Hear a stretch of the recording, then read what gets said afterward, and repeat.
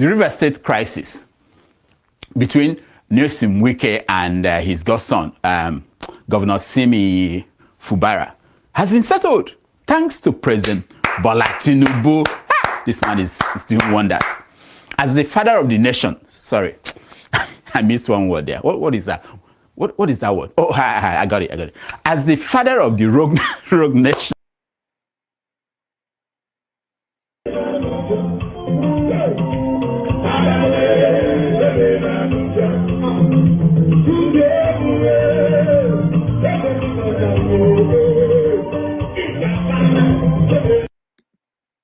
Today, most of them have never dreamt in their life that they will ever get to the peak of their career. That is very, very important. Not just the infrastructure every day. So if you permit me, I don't know those beneficiaries, the permanent secretaries, I don't know where they are here. Come out, so that you come out. You are the beneficiary, come out. You are supposed to be the agent of really hope, but come out. Both women, both men, everyone.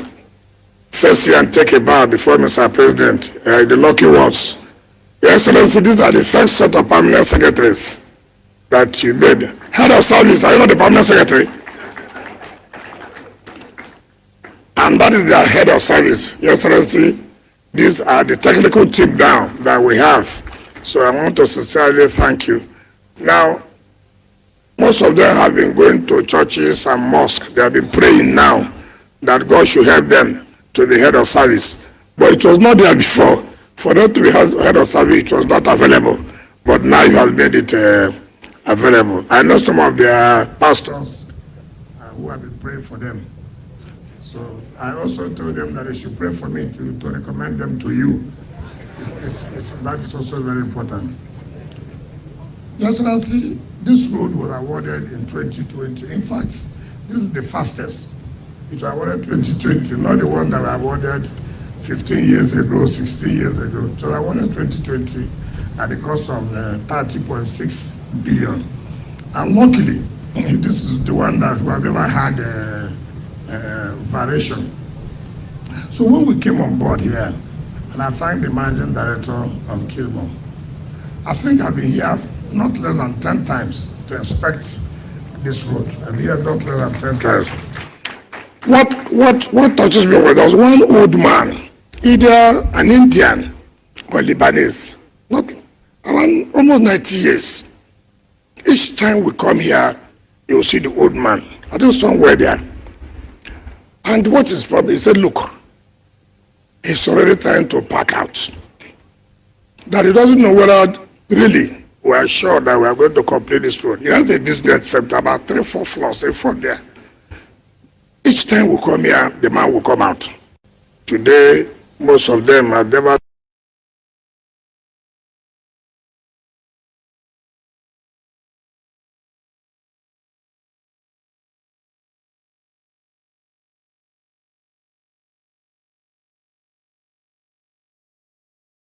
a tough man. I used to be until I met you and realized that troublemaker get level. Because somebody will know they tire and say you will fight you. You have to find solution to your problem. So I made up my mind. It is better to be with you than to be against you. A lot of us here, we don't know when to stop and align yourself.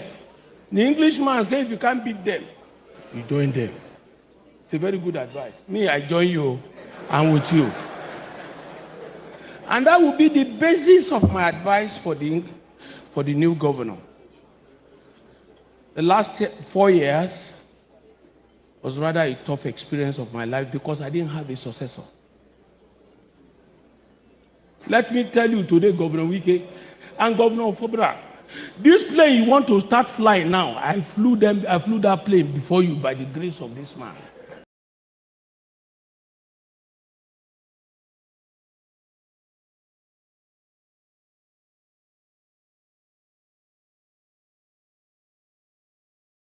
So now you enter, His Excellency is coming. I flew that place from Akure, 7 p.m. I'm in Port Harcourt. Mommy is a witness. I want to say to you, sir, you came in with the hands of God. You are a miracle governor. Today, you are Governor River State. My brother, the day your eyes begin to see, you will miss road. Close your eyes completely. Maybe if I have a godfather, I won't have problem. Maybe if I have a godfather like our father here and Wike, I will not have problem. I didn't have one. They oppressed me, they show me pepper. The moment your eyes begin to see in this government, you will have problem. Oh. Close your eyes. Those windows, if you can close door, close it. For you to have eternal peace in your, I don't know, but let me say your 8 years. The way you will use the 8 years is in your hand. Adam and Eve. Let me say, God is infinite mercy. God will continue to bless all of you. Ordinarily, I don't like things like this. But I said I will come. When I heard some people say I will not come here, I said I will come here. And I said this occasion must go on. Who them be? How many them they? Yeah. How many them they? Why we don't go in them? How many them they? Now let me tell you something.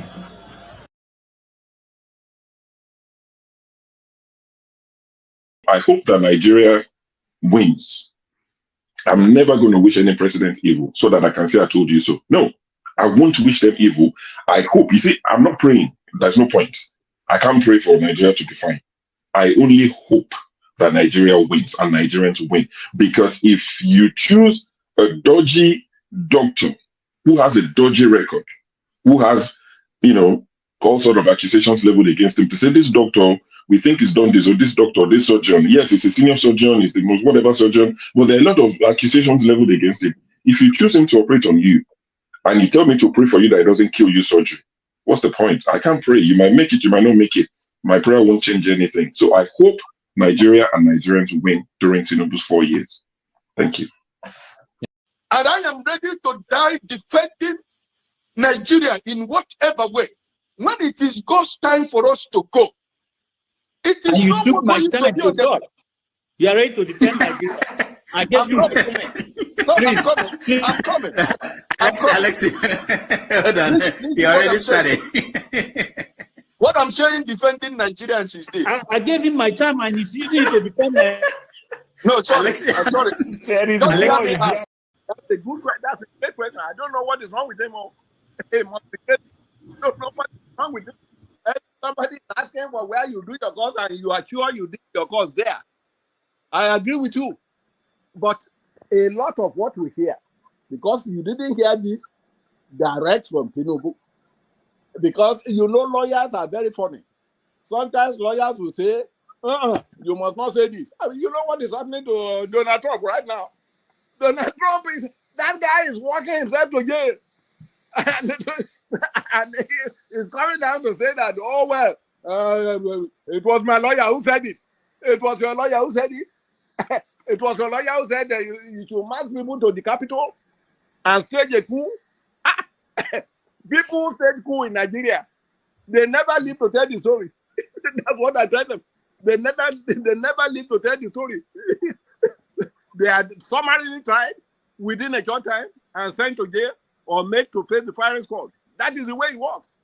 But it's only in America where somebody put a gun to your head and you say, all right, you are quoting the First Amendment right. What is First Amendment right? What is it? I don't understand. So I don't know why he's denying Atiku the chance to go there, because the news media, they tell a lot of lies. things that are not true. I knew this man went to Chicago State University. I knew that. I won't like it. Don't forget, that state is now an oil producing state. So they now have derivation, if you are not aware. So if you want to speak for anybody, please do not defend a Kalata like a Yabelo. Please do not. Okay, let me You can respond speak to for him anybody, one but second. do not defend a Kalata like a Yabelo. Do not. All right, thank you, Mohammed. The people of that state. Can I respond to him? No. Then go to hell. Rudolph, go to hell. All right.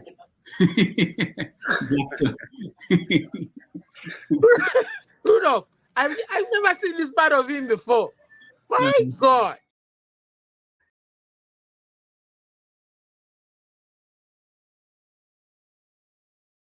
Tinubu is a criminal, yes, of course, a categorical grade 1 criminal. The only person more criminal than Tinubu in Nigeria is probably Babangida. But he's a criminal, and is he fit for purpose? Absolutely not. Should Tinubu be the president of Nigeria? Categorical no. Is there a better option than him? That is subjective. So show me who he is.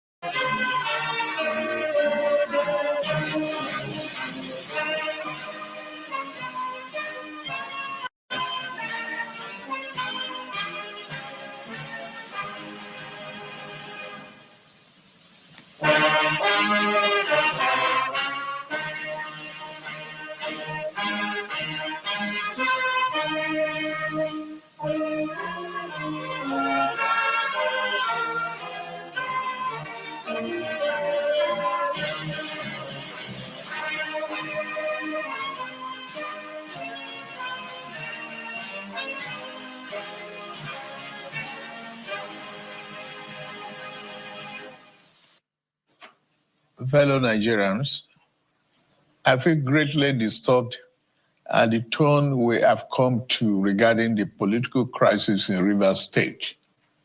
Like many of you, I have watched with concern the development, with hope that the parties involved will allow good sense to prevail at the soonest. But all that hope borne out without any solution to the crisis. With the crisis persisting, there's no way democratic governance, which we all fought and worked for over the years, can thrive in a way that will redound to the benefit of the good people of the state. The state has been at a standstill since the crisis started, with the good people of the state not being able to have access to the dividend of democracy. Also, it is public knowledge that the governor of Rivers State, for unjustifiable reasons, demolished the House of Assembly of the state as far back as 13th December 2023, and as up till now, 14 months after, now rebuilt the same. I have made personal interventions between the contending parties for a peaceful resolution of this crisis, but my efforts have been largely ignored by the parties to the crisis. I'm also aware that many well-meaning Nigerians, leaders of thought, and patriotic groups have also intervened at various times with the best of intentions to resolve the matter, but all their efforts were also to no avail. Still, I thank them. On February 28, 2025, the Supreme Court, in a judgment in respect to all about 8 consolidated appeals concerning the political crisis in Rivers State, based on several grave unconstitutional acts and the disregard of the rule of law that has been committed by the governor of Rivers State, as shown by the evidence before it, pronounced in very clear terms.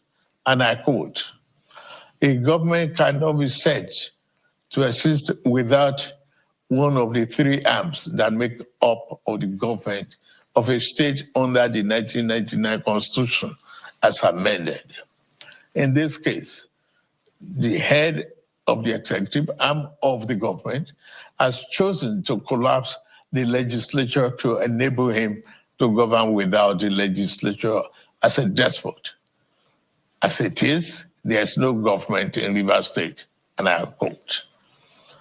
The above pronouncement came after a catalog of judicial findings of constitutional breaches against Governor Simi Fubara. Going forward in their judgment, having found and held that 27 members of the House who had allegedly deflected, and I quote, are still valid members of Rivers State House of Assembly and cannot be prevented from participating in proceedings of that House by the 8th respondent, that is the governor, in cohort with 4 members, and unquote. The Supreme Court then made some orders to restore the state to immediate constitutional democracy. These orders include the immediate passing of an appropriation bill by the Rivers State House of Assembly, which up to now has not been facilitated. Some militants had threatened fire and brimstone against their perceived enemies of the governor, who has up to now not disowned them. Apart from that, both the House and the governor have not been able to work together. Both of them do not realize that they are in office to work together for the peace and good governance of the state. The latest security report made available to me show that between yesterday and today, there have been disturbing incidents of vandalization of pipelines by some militants without governor taking any action to curtail them. I have, of course, given stand order to the security agencies to ensure safety of lives of good people of Rivers State and the oil pipelines. With all this and many more, no good and responsible president will stand by and allow the grave situation to continue without taking remedial steps prescribed by the Constitution to address the situation in the state, which no doubt requires extraordinary measures to restore good governance, peace, order, and security.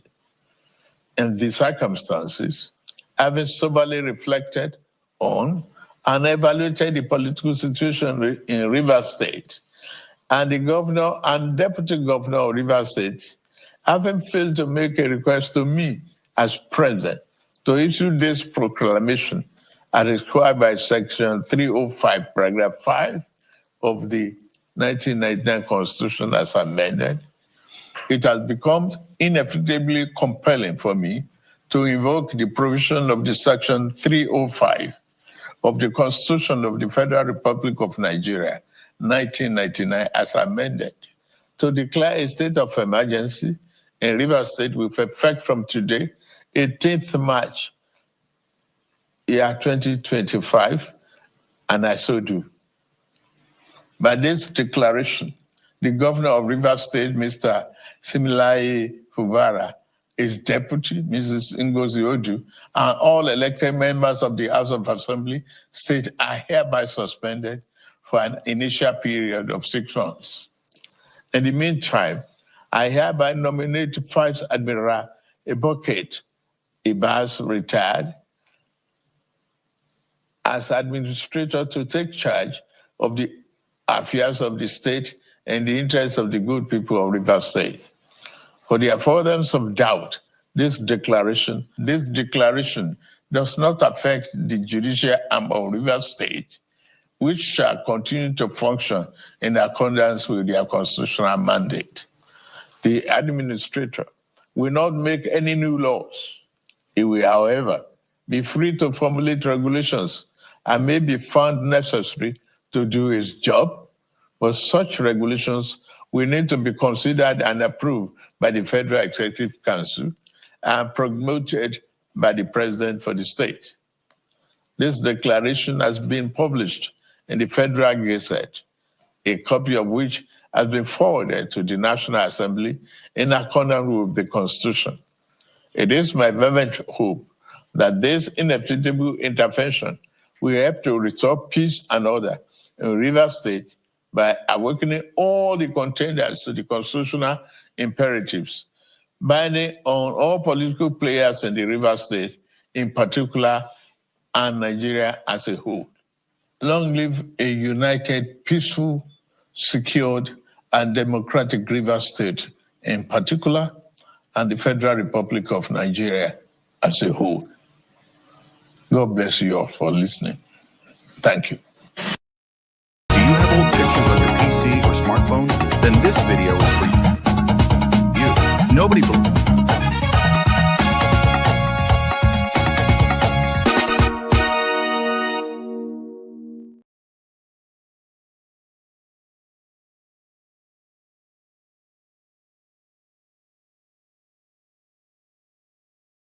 Good evening.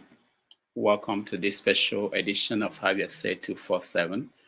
My name is Rudolph Okonkwo. It's 6:24 p.m. here in New York.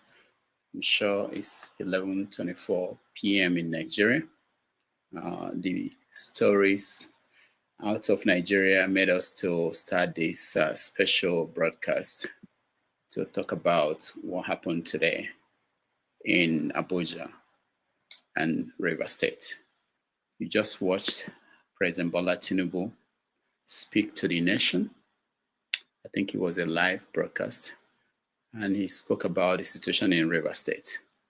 That he has declared a state of emergency, suspended the governor and the deputy, and appointed an administrator, a retired army officer, to lead the state for 6 months, initial 6 months.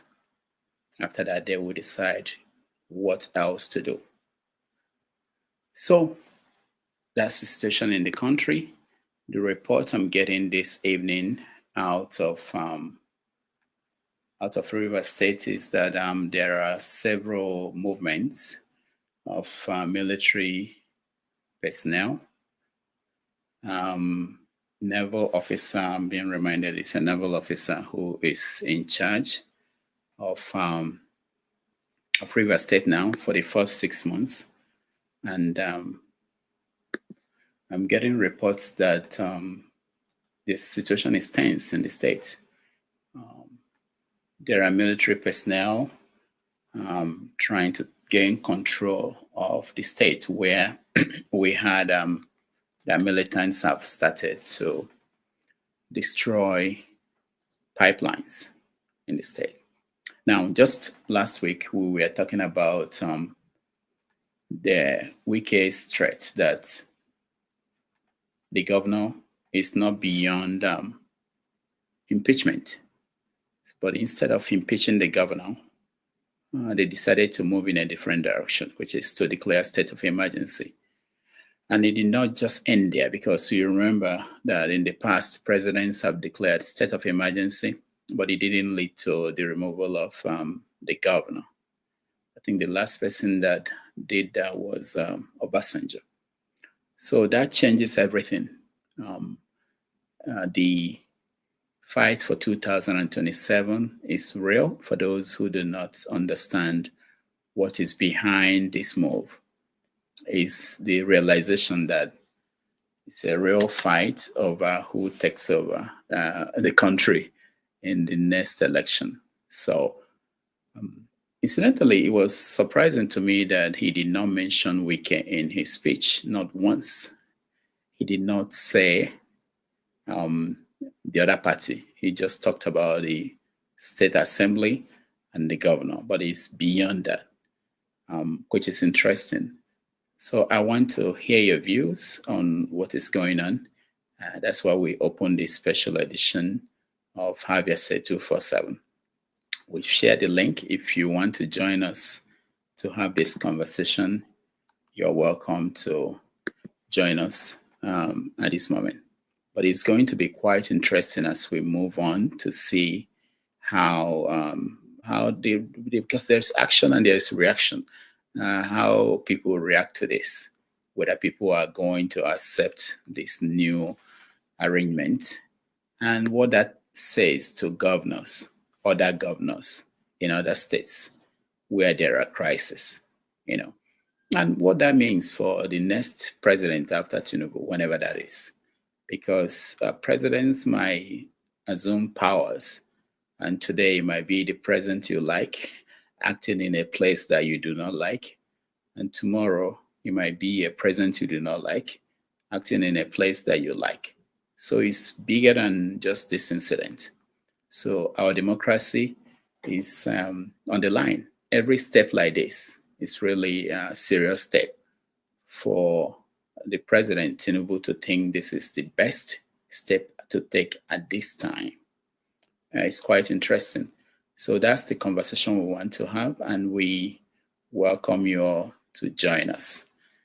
This is just the beginning, and you'll be hearing more about this, definitely.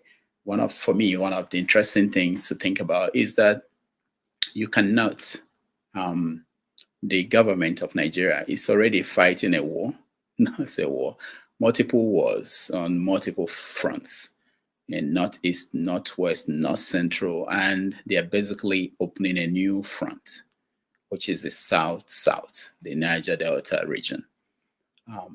We wish the president the best, and we wish the country the best for those of us who are not there. But I can tell you that tomorrow is a different day, different from yesterday, different from today. All right, let's take a break. And when we come back, we let people in. If you're in the studio, I see some people in the studio. If you're in and you want to join the conversation, please turn on your camera. Let's see you. Then we'll let you in. But it's going to be brief. We're not going to stay here for a long time, but we want to get your views on what is going on. We can wait until weekend to intervene in this. This is really a serious issue. And of course, we are hearing and we are seeing pictures that show that this is really the handwork of Wike in every ramification. And so we're going to talk about this in detail. So I want to hear from you. I have made up my mind that this is significant, and that's why we open this platform today. Thank you for watching.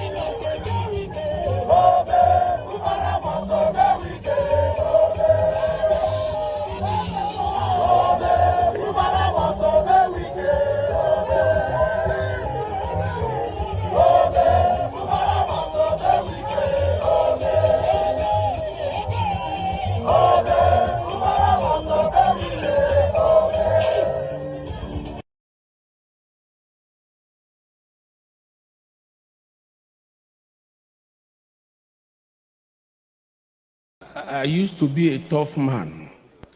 I used to be, until I met you and realized that troublemaker get level. Because somebody will know they tire and say you will fight you. You have to find solution to your problem. So I made up my mind. It is better to be with you than to be against you. A lot of us here, we don't know when to stop and align yourself. The Englishman says if you can't beat them, you join them. It's a very good advice. Me, I join you. I'm with you. And that will be the basis of my advice for the new governor. The last 4 years was rather a tough experience of my life because I didn't have a successor. Let me tell you today, Governor Wike and Governor Fubara, this plane you want to start flying now, I flew that plane before you by the grace of this man. This plane, tomorrow night you enter, His Excellency is coming. I flew that plane from Akure, 7 p.m. I'm in Port Harcourt. Mommy is a witness. I want to say to you, sir, you came in with the hands of God. You are a miracle governor. Today, you are Governor of Rivers State. My brother, the day your eyes begin to see, you will miss road. Close your eyes completely. Maybe if I have a godfather, I won't have problem. Maybe if I have a godfather like our father here and Wike, I will not have problem. I didn't have one. They oppressed me, they show me pepper. The moment your eyes begin to see in this government, you will have problem. Oh. Close your eyes. Those windows, if you can close them, close it. For you to have eternal peace in your, I don't know, but let me say your 8 years. The way you will use the 8 years is in your hand. Adam and Eve, the very day Adam began to rationalize God's word, Adam, the very day he rationalized God's word, Adam realized, I am now a man with a wife. He entered gutter. He entered trouble. Sir, may God help you, Your Excellency. My counsel is to you. God will help you. Don't see more than what you are supposed to see. The moment you want to see more than you are supposed to see, you begin to see spirit. Oh. I know Wike. Oh. I know Wike. Oh. Now, if he say he will fight you, it's either you surrender or you look for that trouble to the end.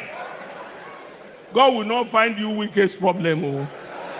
He has found you Wike's favor. Remain in God's favor and Wike's favor. God bless you.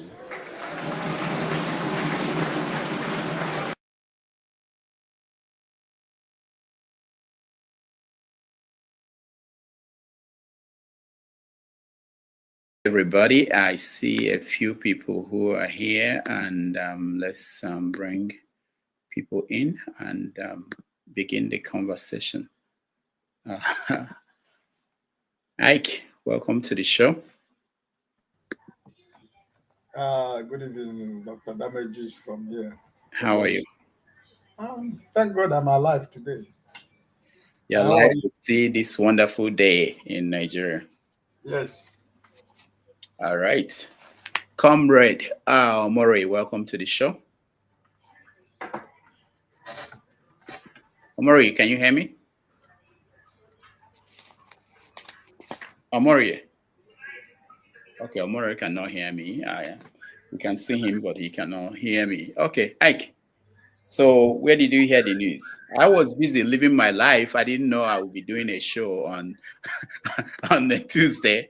And people started sending me messages that the world is coming to an end. I'm like, what's going on? The River State is burning and the world is coming to an end. I said, okay, let me check. So what's going on?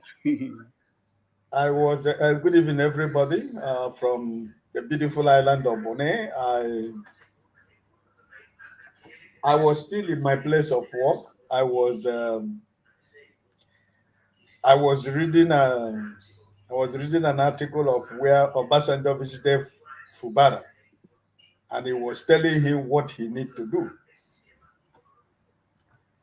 Withdraw the security personnel from the members of the National Assembly.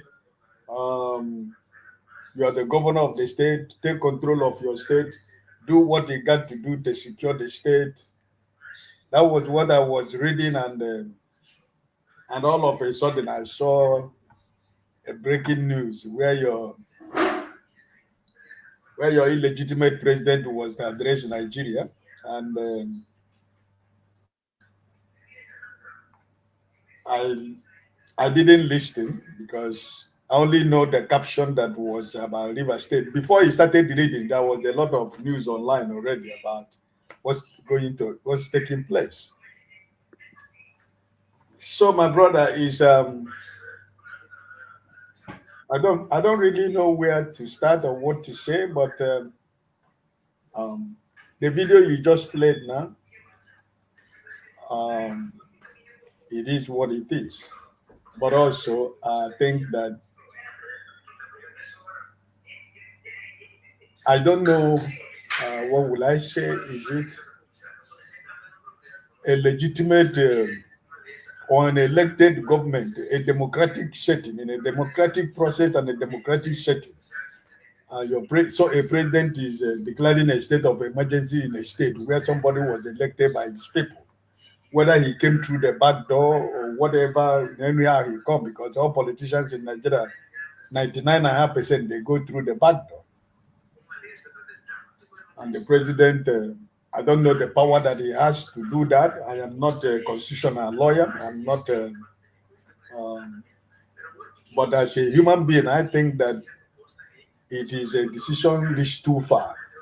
But if there is anything that will happen in the country, Dr. Damages, I am going to put 99 and 99.5% of that blame on the seat of the Supreme Court judges, who they are the people that put this state or Nigeria in this place they are.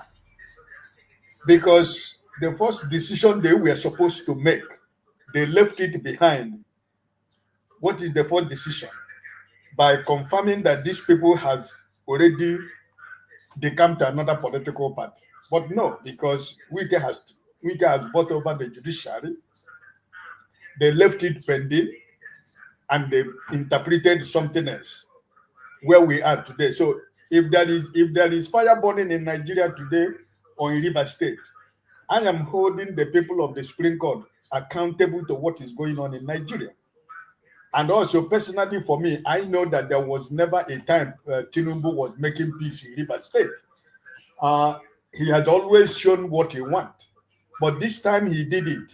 Like as he grab it, steal it, and run with it. But this time around, through the back door. He has taken over River State. That has always been his plan. That has always been his dream. That has always been what he wanted. And when you listen to the address today, he was blaming Fubara in everything. And he left his friend, Wike. So, at the end of the day, I think that the people of River State, I'm more expecting the people of the Ijaw nation, if they should allow this to slide, well, it's just the beginning, because this is the roadmap to 2027. So every one of us should be concerned about where Nigeria is going to go from now to 2027. I rest my case for now. All right, thank you, Ike. The flagship. I don't know if you can hear me.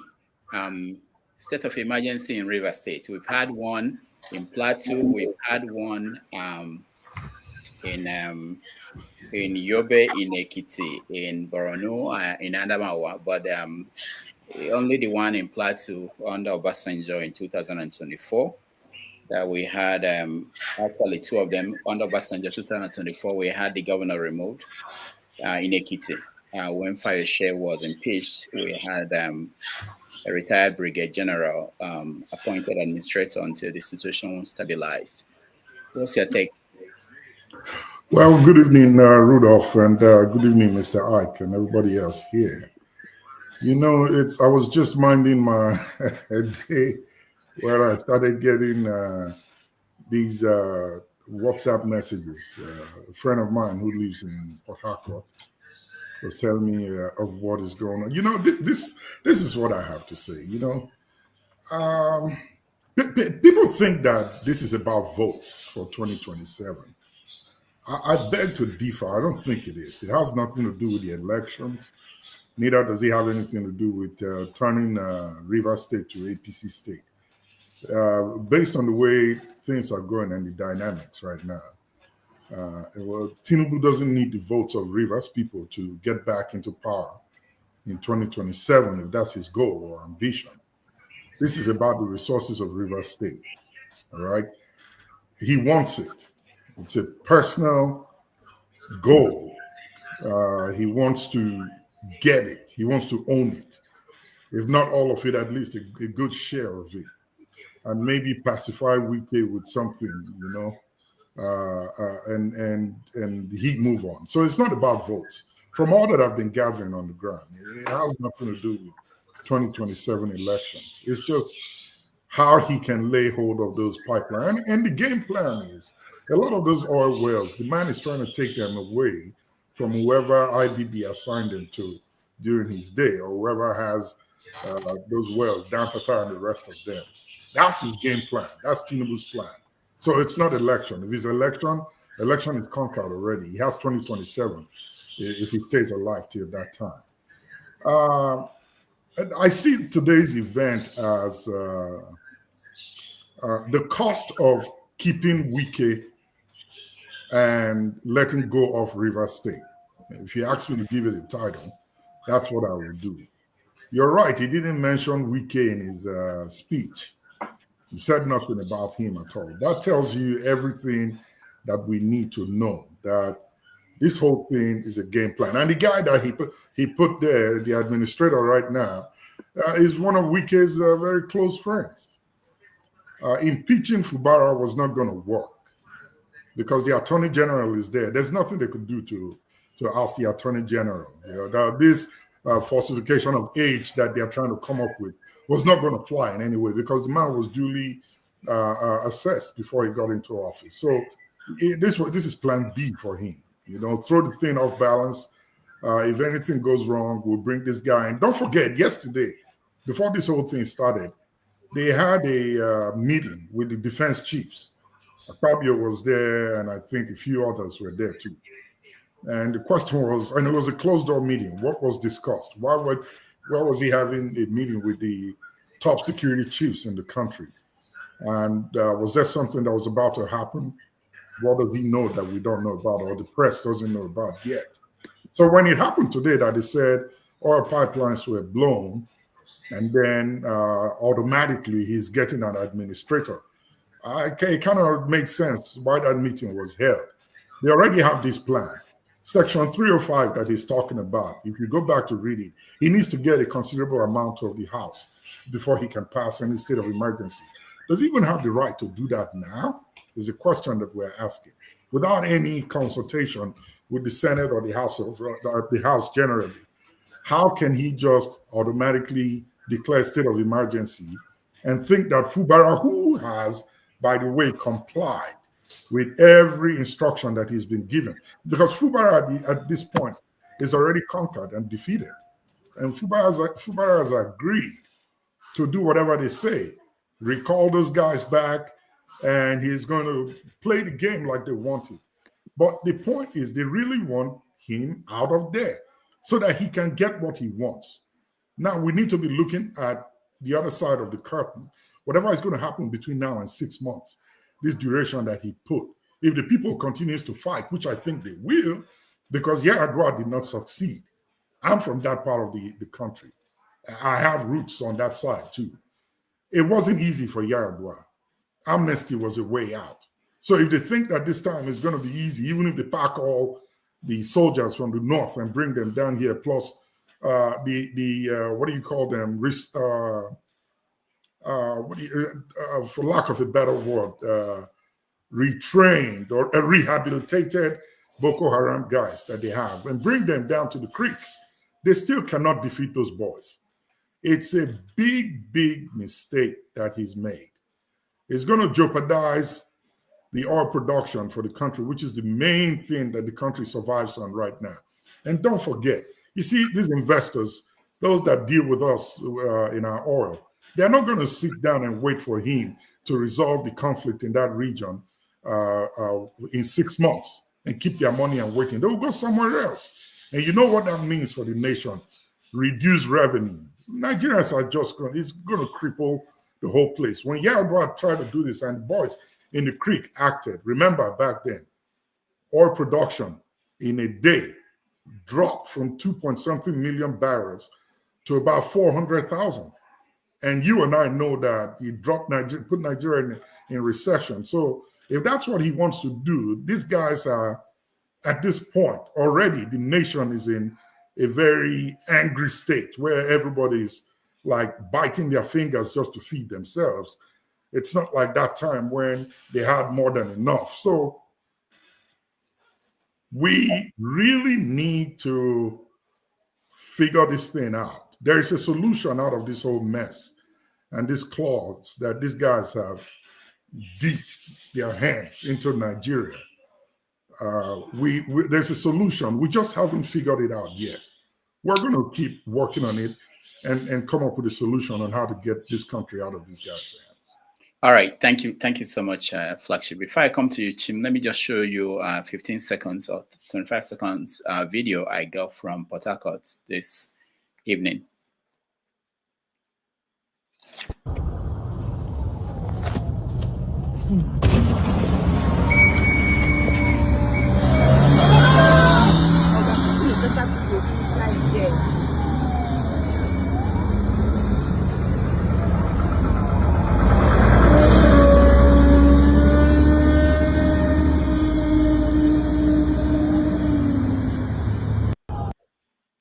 All right, so obviously there is display of military power in Port Harcourt, and we don't know what that means, what ideas that might put into the minds of some proper military people.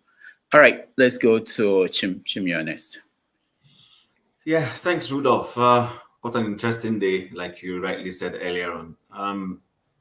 You know, there's a saying that it's easy to give a monkey a cup of palm wine or even a cup of water. That's very easy to do. The difficulty is in getting the cup back from that monkey. That's where you have problems. And I'm going to disagree slightly with Flagship. Flagship is about elections. And good luck to the Niger Delta boys trying. That's why I said I made that proverb. It's easy to give a monkey a cup of palm wine, but to collect that cup, you're giving him the palm wine, or he has drank the palm wine, but to collect the cup from him is where there's going to be a big problem. Towards the run-up to this presidency, 2 years ago, I had a battle with some people over the candidacy of this man. And I said, I don't have anything against him as a person, but having followed his type of politics, the guy is a tout fighter. He's not Jonathan. This is not even Buhari, because Buhari, had some negative togas around him, which he knew. So he was struggling to prove to people that he was a Democrat. He was not a bigot. He tried, even though there were still things he did, but he tried, which is why he insisted that Tinubu wouldn't be his deputy when Tinubu was pushing to be the deputy, and he refused. He said, no, it would be too obvious, two of us Muslims. There were certain no-go areas for Buhari. There's no go, there's nothing this man is not going to push. You see this president? There is no button he will not push. And he's a very arrogant person. In case people don't know who they're dealing with, you're dealing with somebody who, if anybody remembers the proverb that the late Ibadan man, the Baba, what's that man's name? Show if you remember the Baba in Ibadan. Adedibu asked on plain national TV, asked the guy who his godson, that can you fight Rofo on the street? And this is the kind of referral for people we're talking about. That's the person people have given the key to Aso Rock. People don't know who they've given the key to Aso Rock. There is no button this man will not push. He knows it's illegal. This is somebody who told you he's a Democrat, but he has broken every non-democratic rule. He has. Is it to snatch it? Open TV told you he will snatch it. He will run with it. He said it and he did it, and nothing happened. He has put his National Assembly in his pocket. He has put his guy there. He has put his person from Lagos as the Chief Justice of the Federation. Nothing has happened. Is it to remove Fubara? Nothing will happen. He has done it, and nothing is going to happen. The worst that can happen is skirmishes or crisis happen, and he will ignore it. When Flagship says it's the resources of River State, which resources of River State? The man has resources of Nigeria. You're talking about resources of River State. The resources of River State is a subset of the resources of Nigeria, and it's under his control. If he wants to take away anybody's what's it called? Anybody's oil well, he can do it. He's already the president. It's under his control. So those are not the issues. The issue is, peradventure, somehow they do this election and they start telling him figures don't tally. That's what the guy, his friend, has told him. Remember how I controlled River State for you? Don't give it any chance. River State is a significant, after your Lagos, River State, you don't want a situation where somehow whoever is going to run INEC will try to be objective. You don't get the Lagos, you don't get the rivers, you're done. No. You had better allow me get this River State. If I don't get this River State, forget it. And he says, 2027 is important to him. He will do anything. He's the president. He will silence anybody, do it whichever way he wants to do it. And hell will not, in fact, the heavens won't fall. So I only hope that there will be some clear-headed, because guess what? He has an attorney general that people are praising and saying is a good son. Why is this attorney general not advising him? And Rudolph, remember the question I asked our guest 2 weeks ago? Do you perchance whisper in his ears to remember his so-called democratic credentials that this man touted? I've been following Tinubu's politics since he was governor of Lagos State. The way he dealt with Kufureji in Lagos, dealt with Pedro. It's literally controlled. This is a man who walked into Fashola's cabinet meeting and said he wanted to sit in the meeting. And why are you sitting in the meeting? He says the issue of discussion for that day was of interest to him. It happened. I'm not making this story up. So if he could do all those things in Lagos, we saw how he took for presidential jet and flew. How many members of the House of State Assembly to Abuja? Is it to remove Fubara? That's it. I feel sorry for Fubara actually, because he's gone. He's gone. These people can decide to keep 6 months. You will continue to elongate it until elections come and have control of the place. So I don't know how we're going to get that key back from him or that cup from him. It's going to be a difficult one. Good luck to Nigerians, which I also am. I'm a Nigerian, so good luck to all of us. We'll enjoy the president that we have put in there and enjoy his democratic credentials. It's shocking that this is happening in 2025 from a man who claimed to be a Democrat. An apostle of June 12th is the one doing all these things. I will end there for now until the conversation continues. I was just laughing all through today when this was happening. I want to see the faces of people like Asai Dokubo. I actually want to see what he will do. Because these are people who said that we should hold them accountable if Tinubu starts misbehaving. Is that not what he told us? Yeah. So it's time to hold him accountable. So that's all I want to say for now. All right. Thank you, Tim. Desta. Hi. You're muted. Where were you? Yes. Okay. Yeah, thank you, Dr. Damages. It's kind of interesting what's happening in Nigeria, but I think it's good what's happening. It's good for us. It's good for our history, and it's good we document it down and write it and tell the stories and don't stop telling the stories so that we won't come back to this place where we are. I kind of agree with Flagship in the idea that it is the resources of River State that is at stake. It's not. I kind of agree with him. Yes, he wants River State, but He doesn't need Rivers State to win an election in theory. He can get his votes from other places. But the resources of Rivers State, the resources of the Niger Delta is what is at stake. The statement that Flagship made about redistribution of wealth, I think that is part of because there's no other logical reason. I don't see any. But hold on, Desta, how is Fubara stopping him from doing that? So his hatchet man in that job, his hatchet man for the job is Wike. Tinubu is like a mafia. Tinubu operates like a mafia, like the guy. If you watch Godfather, so he's like the Godfather, and then he has his hatchet man, Wike. Fubara has no bearing. Tinubu doesn't care about Fubara. Fubara is just a stooge in the whole thing. They expect Fubara. If you listen to what he said, he has told him that he needs to, something to conquer. But Fubara should behave the way all the other Lagos governors have behaved. I mean, see the way they humbled Sanwo-Olu recently. That's what he's expecting. And then Wike is supposed to reign supreme. Whatever resources Wike needs from Rivers State, he gets it. And that's Tinubu's concern. So that's the deal. We have to look at it in the sense like this is like a mafia system. If you follow the election, closely, when Wike was hobnobbing with different politicians, when Tinubu came to see him, when Tinubu came to Rivers State, it was only in Rivers State that you saw Wike receive the president in his cabinet. And Tinubu was saying, I don't really know Wike negotiated what he wanted. And the way Wike has behaved, Tinubu has you have seen somebody that is having a very strong power. And so instead of pushing, so Tinubu has weighed it.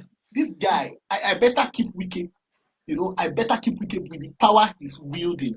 I would rather keep him. The same way you have the guys that were running Lagos NRTW. That's the kind of hegemony that Tinubu is operating on. But it's good for us. It's good for us as a nation. You know why? We are people who suffer from amnesia. We forget. You have people who were supporting this president. These people know this man is a Democrat. When we elect people with questionable character, and we're expecting them to behave like civilized people, then we should actually start questioning our consciousness. We have somebody, El Rufai recently said that they knew about Tinubu's shenanigans. Think about it. That's a country that has people that are sane. Professors will elect Buhari and say he's our savior. Then tomorrow, the consequences come out, you start crying. No. We deserve these things and it needs to be written down in our history. So that tomorrow somebody will not say, oh, because he's my brother, but he's a drug dealer. Oh, he's my brother, but he's a murderer. And because of that, you will now still compromise. In the Western world today, one small allegation on your name, allegation that has not even been, maybe it is just 80% substantiated, you will leave the office. This side, we don't say that anymore. We have Trump as president. So minus America. Just say minus America. Yes, minus America. Minus America. Okay. But you can still, at least you still have the level of sanity. Okay, even when that America, there's this guy that was going for this senator. There was a senator that was going for a particular position, and they had some things on him, and he had to step down. But in Nigeria, it doesn't matter. You have people of questionable character, all are later than some of us here will even be praising them. Some of us here will come and be singing the praises because Nigeria is turn by turn limited. Some of us here are saying against Tinubu because it's not our turn. When it's our turn now, we would change mouth and start supporting whoever it is. That is generally the way we Nigerians go about it. So I don't think there's any. I think it's good for our democracy. It's good for our civilization. We will learn from it. Next time around, we will not employ characters like Wike. Some of us will not. There were some people here that were praising Wike before now. But there are not some people here that were jubilating and supporting a man that is not democratic in any way. But they were supporting him. So we'll start reassessing, and our children, we should write it down in history so that our children will make informed decisions. Thank you. All right, thank you, Dexter. Sure.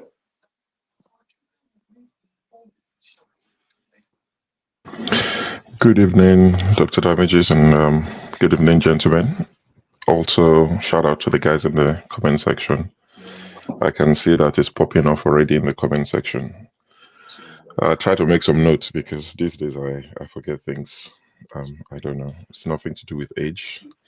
I'm a very young, vibrant one, but I just forget things. Half of the time I drop off shows and I'm like, oh my God, I was going to say that. How did I forget? So I've made some bullet points as reminders. Okay, so I'm going to be jumping around a lot, but just pardon me. Before I start, Rudolph, with your permission, want to play one or two videos, short videos, and share an image as well, because politics is quite funny. If you follow it keenly, you would see a lot of things and you just be like, okay, we've been there before. Or if you watch Trump, for instance, during his first tenure, he would say things that he would never do or disagrees with. And people who don't like him on the left media would play a clip and you're like, oh, how is this possible? So this is something that Wike said a while ago when Ambode was having his issue with his own godfather in 2015, I believe it was.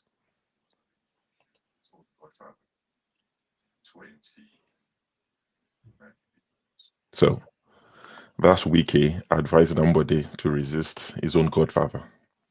And, obviously, how that ended. Ambode, of course, was not returned. And that's how Sanwo-Olu came in. So that's Wike. That's an image, of course, not a video. In terms of videos, I think I uploaded 2 videos. Okay, so here's the first one. About it. Even when you have spent your 8 years in office, then you continue to pretend to say who becomes who, whatever, in River State. Somebody say me. It may happen in Lagos State, but it will not happen in Rivers. We are quite different.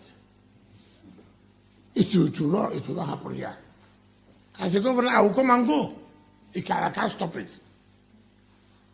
I must come and go. All the Kebari left. You've never heard of me saying that you will do this, you will not do that.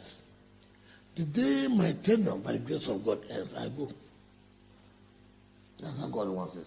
But see, when you are in a position to think that what's happening in Lagos State, you will do it here, it may be difficult. You cannot continue to say you must be a godfather of the state. That's the problem. It's not possible. The day I live here in the name of Almighty God, I have no business to say, why must I produce? Why? What am I hiding? The people of the state should be able to say, this is who they want to produce. We from River State, we know we have lost somebody in Dr. Peter. I can tell you, what the Nigerian. It didn't start today. Before we can join APC, before we can join this government, this has been planned. So, that was Wike saying that he wouldn't even anoint a successor. Then it was governor was just saying, I'm not even going to tell you who to vote for, let alone enforce somebody or, force somebody upon you. Now, after he changed his mind and he anointed and appointed a successor, he now said this. Successors turn against their predecessors in politics. Yes, yeah. Would you be worried if that happens to you? Why? Is he serving me? Was he born to serve me? He wanted to serve the state. The problem we have, or leaders have, is that look, you succeeded in supporting the person to be in office, right? What you did, is it for him to fail or to succeed? You want you to come into your house to be taking orders? You want your wife to go into time, look, this is what I want to do, not what. You see, once you have left office, you give yourself that respect. I say, I have done my own. If he wants my advice, it's okay. If he doesn't want my advice, it's okay. But for me to begin from day to day telling him he must do this, he must do that. That is not acceptable. Okay, so that's Wike. It's not. There's no technology, like Buhari said when he saw the Ganduje video, and he said, "What technology did they use to put this together that is fake?" And this same Ganduje is some people's favorites. If he runs for office tomorrow, they will come and whitewash him and tell you it's the best thing that's happened to Nigeria as a master strategist. So that's Wike. And it's not different from most politicians around the world, not even just Nigeria. Politicians are politicians. It's part of what they do. They lie. You know, if politician tells you good morning, open your curtain, it's probably evening. Okay, so this is not the first time we would have state of emergency declared. Since this Fourth Republic started, Obasanjo did it in 2004 with Dari, you know, when they killed some Christians in Kano, and people in, I think it was Plateau, they retaliated and killed some Muslims. And Obasanjo declared state of emergency, and he kicked Dari out. And then Khan had a spine, Christian Association of Nigeria, they had a spine. And they spoke out against that, and they said they think it's not fair that if you're going to remove Dari, you should have removed the governor of Kano, because this thing started in Kano. So Obasanjo did it then. So it's not new, because as you would expect, there are people, the emergency lovers of Nigeria, as they call them these days, they will come and tell you it's not new. It's not the first time they would impeach some state of emergency. What's the big deal? So be prepared. They would remind you that Obasanjo, who is Peter Obi's godfather now, did it. So why are you crying? Because anybody who speaks against Tinubu is unobedient. It's like Atiku doesn't exist. So Obasanjo did it, and he did it again in 2006 in Ekiti. So Obasanjo did it twice. Then the most interesting one was when Jonathan did it in 3 states: Yobe, Adamawa, and Borno State. And that was due to insecurity. It was too much. But in his own case, he did not remove the governors. So, like I was telling one Tinubu supporter that I was gisting with this evening, because I have a lot of them as friends, I said, that state of emergency, no big deal, but you could have kept the governor, a lot of military presence. You could have said there's curfew between this time and this time, and some areas that are flashpoints, no movement at all, heavy military presence. You could have done it, hybrid. And the guy said, no, you can't have state of emergency without removing the governor. So I sent him a clip of when Ruben Abati was one of the spokesmen for Jonathan, and he went on Channels TV to say these are the reasons why President Jonathan did not remove the governors. The governors were there. He didn't remove them, but there was state of emergency. And President Tinubu had something to say because he was part of ACN at the time. Let me read what he said to you. Because I've seen people in the comment section saying, oh, what do you expect? Oh, state of emergency. We're not saying it's wrong. At least I'm not saying it's wrong. Of course, you look at the politics of it and you say, okay, maybe motives are there. But if there's problem, it's better to mitigate it. But you can't deny the political undertone of this move. But the people celebrating this, their daddy, or some of them, their granddad, said this when Jonathan declared state of emergency without removing the governors. I'll read it to you quickly.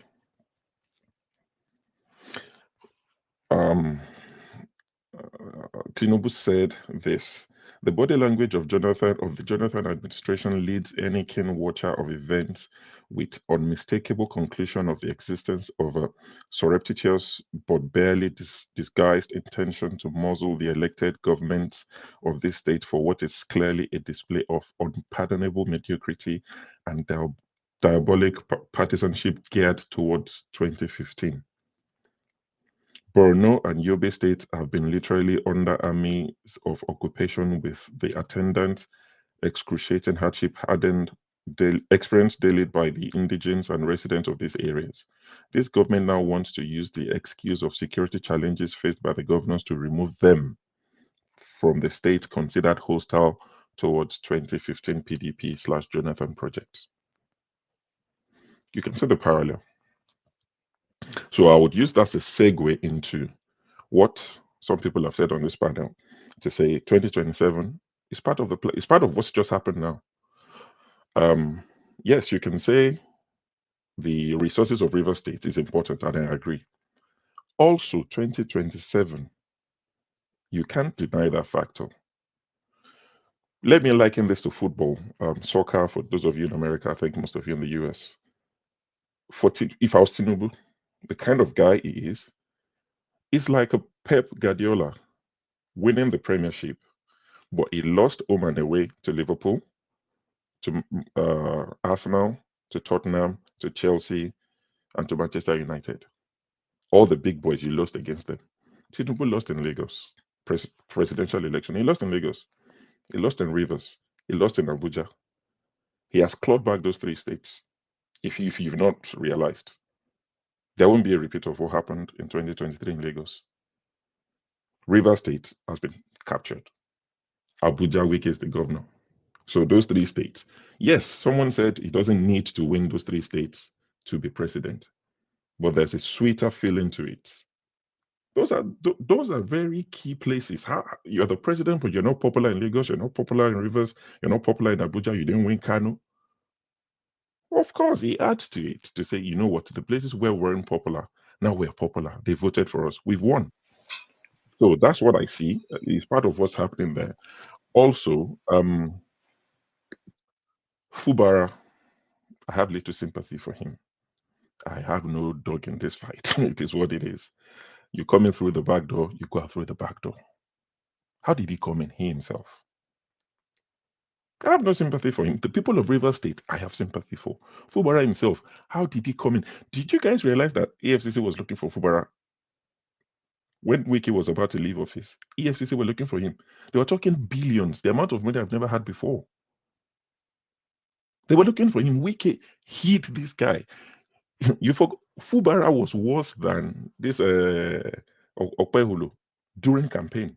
I never had Fubara speak. I saw Wike was the one speaking. I was like, who is this guy? Can he even speak? And all of a sudden, he's the governor. So I have no sympathy for him. If they kick him out, tough luck. I don't care. I just want the people of River State to have something to celebrate. What else have I left there that I've not said because of this forgetfulness? I think that's about everything I wanted to say on this issue. So I wish the people of River State, I wish them luck. Like I told some friends, none of Fubara's children would die in this whole thing. Wike's children, you see them, they went to Italy with him. They will go to Tinubu's house. Those are the places they go to. They're not going to be involved. They're probably not in Nigeria. Wike's children, Fubara's children. But I can guarantee you, some nobody's children are going to lose their lives in this episode that's just started. So I wish the people well. I wish the people would, for once, start being selfish like the politicians and ask, what is the need for us? Because all this fight you're fighting on behalf of big men, it's about protection. You know, Wike's children are already being taken to high places. Before you know it, one will become a councillor or whatever, one will become a commissioner. And they will rule over River State while the same people will be fighting and breaking bottle. So it is 11:15 p.m. in the UK. I think I've paid a huge price in staying awake. In fact, I was asleep. I had to set an alarm to say, let me join this stream. I would go backstage and enjoy the rest of this of the conversation. Thank you, Sure. But before you go, I just wanted to add to what you just said that you know, one of the reasons why he may want Rivers and not take any risk in Lagos is even to get Anambra is that he doesn't know what will happen in the north. So people who are saying that he doesn't need the states, he may depend on them really, because the north might go in a different direction, and then he will be left with, you know, if you don't have Rivers, you don't have Lagos, you don't have maybe Anambra in addition to Imo and Ebonyi, then you're finished. So I don't think he's taking chances. All right, thank you. Rudolph, don't you think what you're speaking of is an ideal situation, assuming that the vote go as planned, the people cast their votes and they are properly counted, then what you're talking about would play out? Yeah, you think you know that what happened in Lagos or in Abuja? You think they didn't try, or they wouldn't want to try? You know, there are some situations where they know they can't change it. So the best thing is, if you want to win, make sure you don't take chances, even in places that you otherwise could Well, sacrifice. the little bit of inside information that I got, I would use the word alleged, although it was a former commissioner and it was actually pulled out by Tinubu now that he's president. He was hoping to be one of the ministers, was actually promised in Lagos. But Lagos was a giveaway from what he told me. It's not that he lost it. If he wanted Lagos, he would get it. But it was a giveaway to pacify everybody else, to say, oh, well, in Lagos, that's my stronghold. I lost it. And that would sort of pacify the bitterness or the fight. It wouldn't have made sense. It would have been a little bit more grievous if he took Lagos State as well. So it's part of his game plan to say, yes, I lost the state. But, and if you listen in his rhetoric after the election, he always put it up that, oh, yeah, I lost Lagos State. That's my strong base. So I'm not crying over it. Why is everybody else crying over the rest of the results? The point is, Tinubu is a roughneck, all right? He will do whatever it takes. I was in Lagos when he was governor, and I saw some things that he did. If he wants it, he will get it. He knows how to play his cards, I would say, all right? But I still maintain that votes don't count in Nigeria. If they can turn off beavers, manipulate the numbers, write down with ink what computers could have captured, I don't think it depends on numbers to say, I didn't win Rivers in 2023. Now I have it under control and Lagos under control and Abuja. So whatever else the North decides to do, I win. He can come up in 2027 and say, the entire North voted for him. Here are the numbers. If he has his man in INEC, and there's nothing anybody can do about it. That's why I think that really is beyond votes. They are not democratic. They don't understand principles. They don't follow what is considered the norm in any process or system. They go the back way. It's like the Agbero kind of move. You get what you want by force. And he said it, grab it, run with it. It's not given to you. So really, I don't think it's numbers. I think it's beyond that. It's all about what he wants, and he has to get it. All right. Thank you.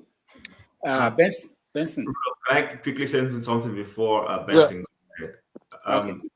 So I don't want to belabor the matter, but I still want to disagree with Flagship about this. So if losing Lagos was a giveaway just to pacify us, to create a make-believe, have you seen how painful it was for him? It was a humiliating thing for him.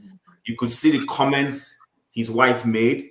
You could see the post-election behavior of his political son, Sanwo-Olu, in terms of trying to redraw the map of the state and literally use the word to water down the influence of supposed non-indigenes of the state who voted en masse that way.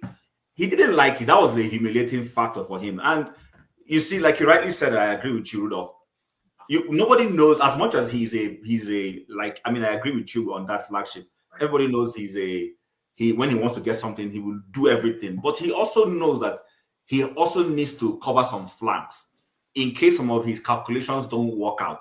Listen, he knows he can't control the Northerners, whether he's president or not. He knows that if those guys decide they want to die over their votes, you think he couldn't have done Kanu? But he realized he couldn't dare it. They even tried some post-election activities when an appeal court declared the APC guy the winner. Was it the tribunal declared the APC guy the winner? When they tested that water and saw how it was going to go, they allowed the appeal court to declare the original thing, and then everything went to bed. So he wants to cover all those flanks. This resources people keep saying Rivers resource is a subset of the national resource. A man is controlling national resource, and Rivers resource is under that resource. I don't know why you keep pulling out Rivers resource. Nigeria's oil is Nigeria's oil, whether it is in Abia State, in Bayelsa, in Rivers, in Delta, and he's in charge of all of that. So I don't see this Rivers resource he wants to control. If it's Rivers State doesn't control his resource. The federal government controls the resources of every state, especially when it comes to oil. So there is no trying to pull out Rivers resources. It's about the election, and they are doing their permutations. Even if he brings his man in there, don't forget that Atahiru Jega conducted the election twice. He conducted the 2011 one that Buhari lost. He conducted the 2015 one that Jonathan lost. In 2015, it looked like Atahiru Jega was a bit more partisan and sympathetic to APC. This man, listen, he doesn't want to, because you can put somebody there as your stooge. And the person goes there and decides to do the right thing. If the person goes and decides to do the right thing, you're done for. There's no guarantee that whoever he's going to appoint as INEC chairman might not take the appointment, behave like a Fubara, behave like the godson, but get there in the full view of Nigerians, choose to do the right thing, and turn the table against you, and you won't be able to manipulate them. So these are some of the calculations they know, but they would rather, you know what, cover all flanks to make sure at the end of the day, they have done their job. So I still believe that it is a 2027 election. Remove a Fubara who can give an article or a Peter Obi an opportunity in that state, and be sure that you have it in control. That's what they're doing. But well, yeah, I agree. But you know, Tinubu, the way from the little I know about him on his business side, Tinubu doesn't think for 10 years. Tinubu thinks way beyond. Lagos today is in the palm of his hand. Mm-hmm. 2027, he's only going to be there for 8 years. So he controls it from 8 years. There's a difference between controlling it for 8 years, the entire nation's resources, and owning it for a lifetime. Which he has started doing already. That's what he's after. He's not looking at 2027 to control Nigeria's resources. All right. Let's get other people beyond that. We'll come back to you guys. Let's get Benson. Benson, go ahead. Good evening, Dr. Damages. How are you? Fine, and you and Good. the family? Very good. Good evening, all the whole panelists. Jim, Mr. Ike, your show, the flagship, and Desta, Christian. May God bless all of you for coming this night. It's not easy to leave what you're doing. Well, I agree with flagship a bit, because, and again, I think why the man is doing what he's doing, because he wants to compensate Wike. Wike compensated him Wike did for him with the Supreme Court. The way the Supreme Court gave him the victory, that's what he wanted to do for Wike now. Because Wike wants to control Rivers State through, through Fubara. But Fubara didn't want to go through that way. So now, he doesn't want Wike to lose everything. So he wants to compensate Wike. That's what he's doing. And all these things, I believe that is a plan. They pre-planned it before. They planned it very, very well. How to take that place. If Fubara refuses, then they go through this way. And I believe that yesterday night or this morning, that Inferno came. It was the APC people. They have planned everything. They planned all these things. And I pity for Nigerians, and I pity for those who say the elders of Nigerians. For this kind of thing to be happening, you see, as long as the people continue to keep quiet and they say they love the country, they don't know whom they are putting. They have putting their hands into the lion's den, lion's mouth. That's where Nigeria is putting their hands to. You can't give yourself to a drug dealer, a useless cocaine dealer, a criminal, all the people who have been ruling Nigeria. This is the worst criminal Nigeria ever had. You can't give your country to such a human being. You see, this APC, we said last week, Saturday, that it's an evil party. They started with Imo State. That is why even anything happened today, no government in Imo State want to react. Because if you react, they will remove you. They find one way or the other to remove you. That's why, and now, what they are trying to do now, any governor who tries anything, they will use another way to remove that governor. So it's like caging all the whole people. If the people of Nigeria don't want to stand up on this now, this is how they're gonna be. That's how the thing's gonna be running in Nigeria, and it will become worse. This is just the beginning of Nigeria falling. This is the beginning of Nigeria suffering. Tinubu will do everything to destroy the people of Nigeria. Look at this NYC chap now. Some people Yoruba listen are defending this man. What is happening? The other man said it's a capital. It's supposed to be a capital punishment. You put useless people as aides in a good country. Look at Malaysia. Look at Namibia. Look at Japan. You can't put people. How many aides must a president have? What are the aides doing? Go to Malaysia. You see people working in industry, factories. Go to Japan. You see people working in factories, industries. In Nigeria, if a senior president will have more than 28, president will have more than 58. What are the aides doing for? Then you say the country can move forward. If they continue on this trajectory, honestly, Nigeria is going for is on. And let me tell you, I'm a Nigerian, but Nigeria is like a cost place. It's like a cost place because what is happening in Nigeria is like we are cost. By living this kind of nonsense, look at Benue State. People are dying in Benue State every day. But they can't put a state of emergency there. Nothing is being done. People are dying in the many places in Nasara, but no state of emergency. But because of one thing or the other, this Wike, if Wike is not in this government, will Wike be doing what he's doing? Wike cannot be doing what he's doing. So Tinubu, I don't blame even Wike. Who I blame is Tinubu. All this nonsense happening in Rivers State is Tinubu. And after Rivers, they will go to another state. Any other state that they want, they will go there and take it with another person who they will bring out to disturb the state. So Nigerians, all those who say they love Nigeria, we want Nigeria, we want one Nigeria. If they don't stand up today with this what's happening, then let them take it that Nigeria is a ready gone place. Because from Imo State, they go to the Supreme Court, which Obi won the election, and they gave it to Tinubu.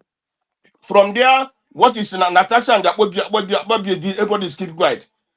People cannot be talking. Nigerians should not be talking. Talking cannot solve any problem. If they like, let them make activism. So when they go this side, they go that side. Other people make this activism. It cannot work. If the people doesn't vote, and for me, Yorubas that are supporting Tinubu, or some people, majority of them, 80% of Yorubas today are supporting Tinubu.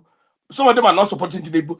If they know that Tinubu is their son and is doing the right thing, well, it's good for them. But if they know that it's not doing let the Yorubas revolt against Tinubu. If they know that Tinubu is doing the wrong thing, let them revolt against him. The revolt is supposed to start in Lagos State. Jonathan was there doing a bit something good, but Yorubas and some other people decided to revolt against Jonathan. But today, Tinubu is doing the worst thing in Nigeria, but they don't want to revolt against Tinubu.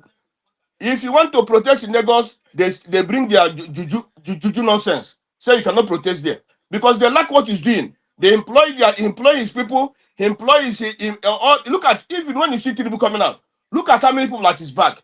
What are those people doing at his back? Is that how a country is being run? More than 4 or 5 people standing at his back. They're not the military. They're not police. They're nothing. Just eating salaries. Because this money, this oil money, is not their own money. That's why all these things are happening.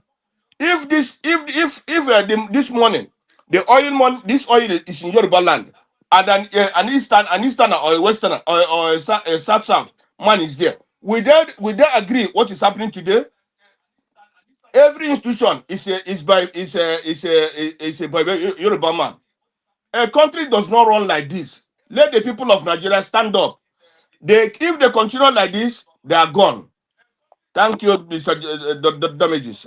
This country is tired. They are pity for the elders. Those elders who have Nigeria today are very. I believe that most 90% of them are very useless. Thank you, Benson. Christian, welcome. Yes. Good evening. Yeah, nice to see you. So, well, people like me will rejoice like on a day like this.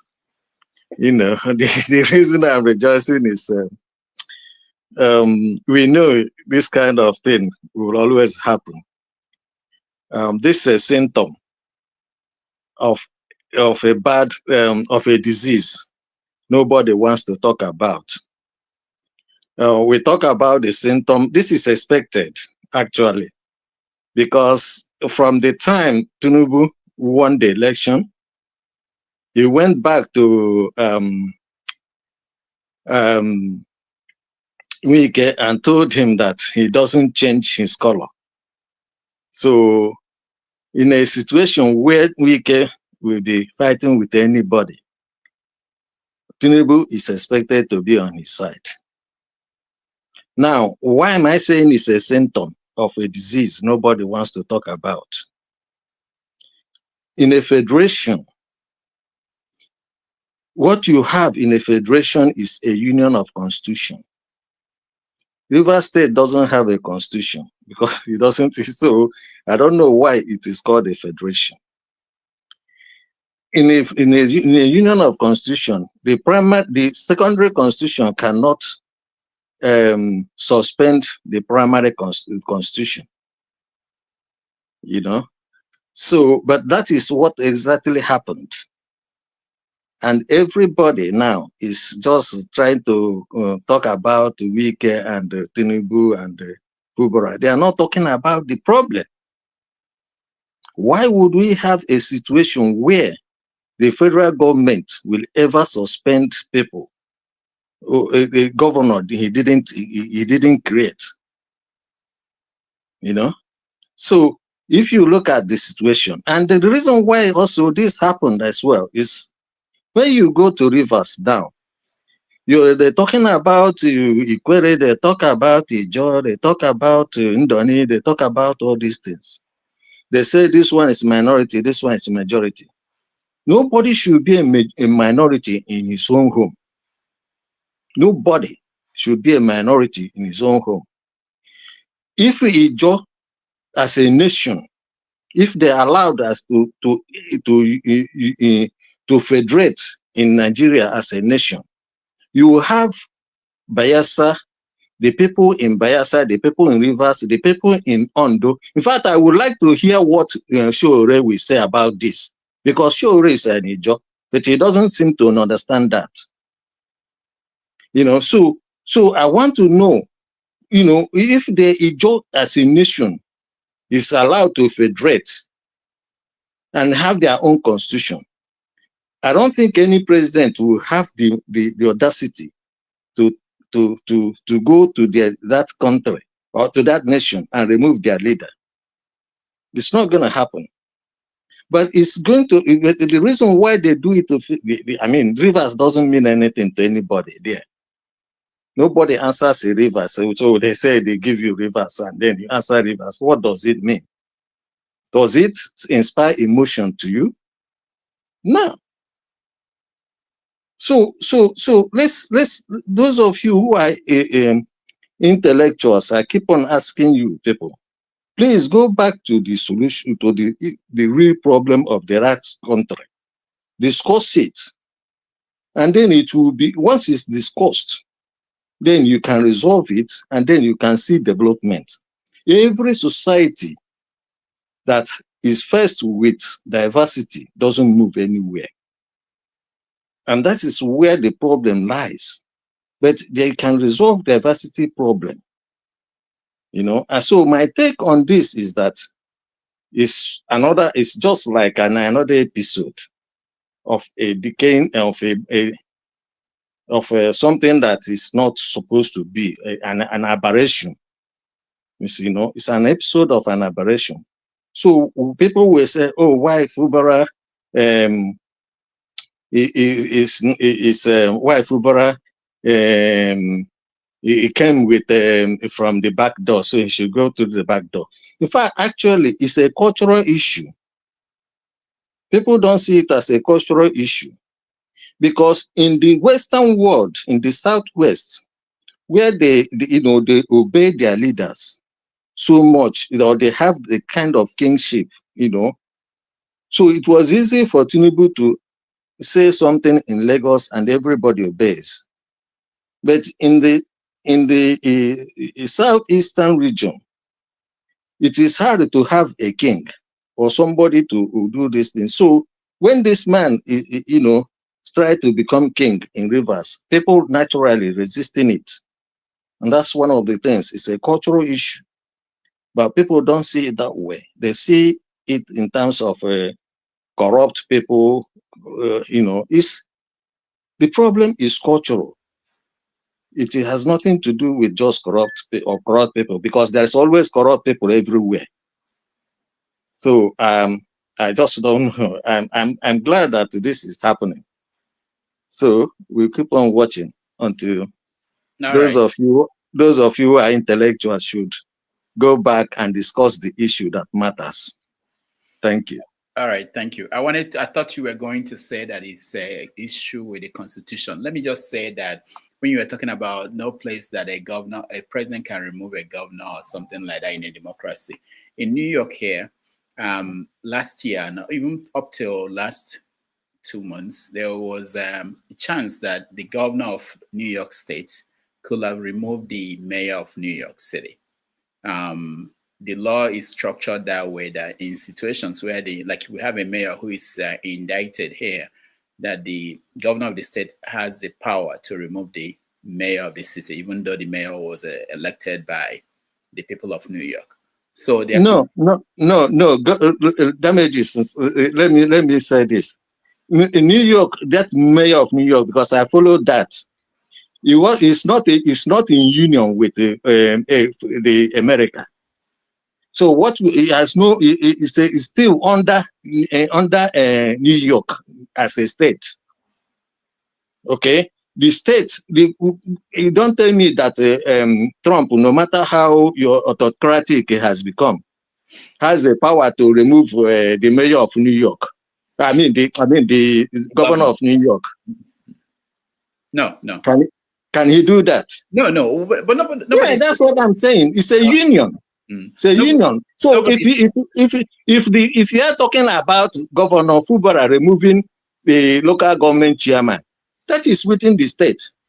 Yes, it has nothing to do with the union, the federation. That's why I said that initially I thought what you were going to have issue with is the Constitution. No. The Constitution, there's no Constitution in Nigeria. I've told you there's no Constitution in Nigeria in the first instance. Because the Constitution you are looking at, if you are calling it a federal Constitution, tell me the Constitution that is uniting to form this federal Constitution. If you don't have, you can't place something on nothing. The lawyer, those of you who are lawyers will say. Isn't that correct? So there's no Constitution in Nigeria. What actually happens is that people just put up something, the Fulani's or the Northerners put up something which they want to use to administer Nigeria, which they feel they have conquered. All right. We'll get to that. Maybe I will bring Tony Nadi to also blame the Constitution for us one day. Odi, welcome to the show. Hello, everybody. Good evening. Yeah, how are you? Yeah, good. Yeah, so, well, I think it's nice to see everybody. I think the main problem, this is about 2027, right? It's very clear. And my concern, why I jumped on this show, is that we are creating another Houdini, which I don't know why we are going that path. Tinubu, has been doing illegalities, and it's easy to commit crime to get proceeds of it than to do something good. It's easy to destroy than to build, right? What did Tinubu do in Chicago? We all know about the illegalities. Bajamila was in the same kind of groove. The Labour Party guy. So there's so many guys, that did some illegalities in the West that returned to Nigeria and are dominating the political space. So he's not alone to have been able to plot such things. How did he become? If you look at his trajectory to get to the presidency, it's not that, he was, one Houdini that did something nobody has done before. He played on people's religion and sentiment and tribe and was able to get there. The idea that, like, I don't think we should think about this too hard, right?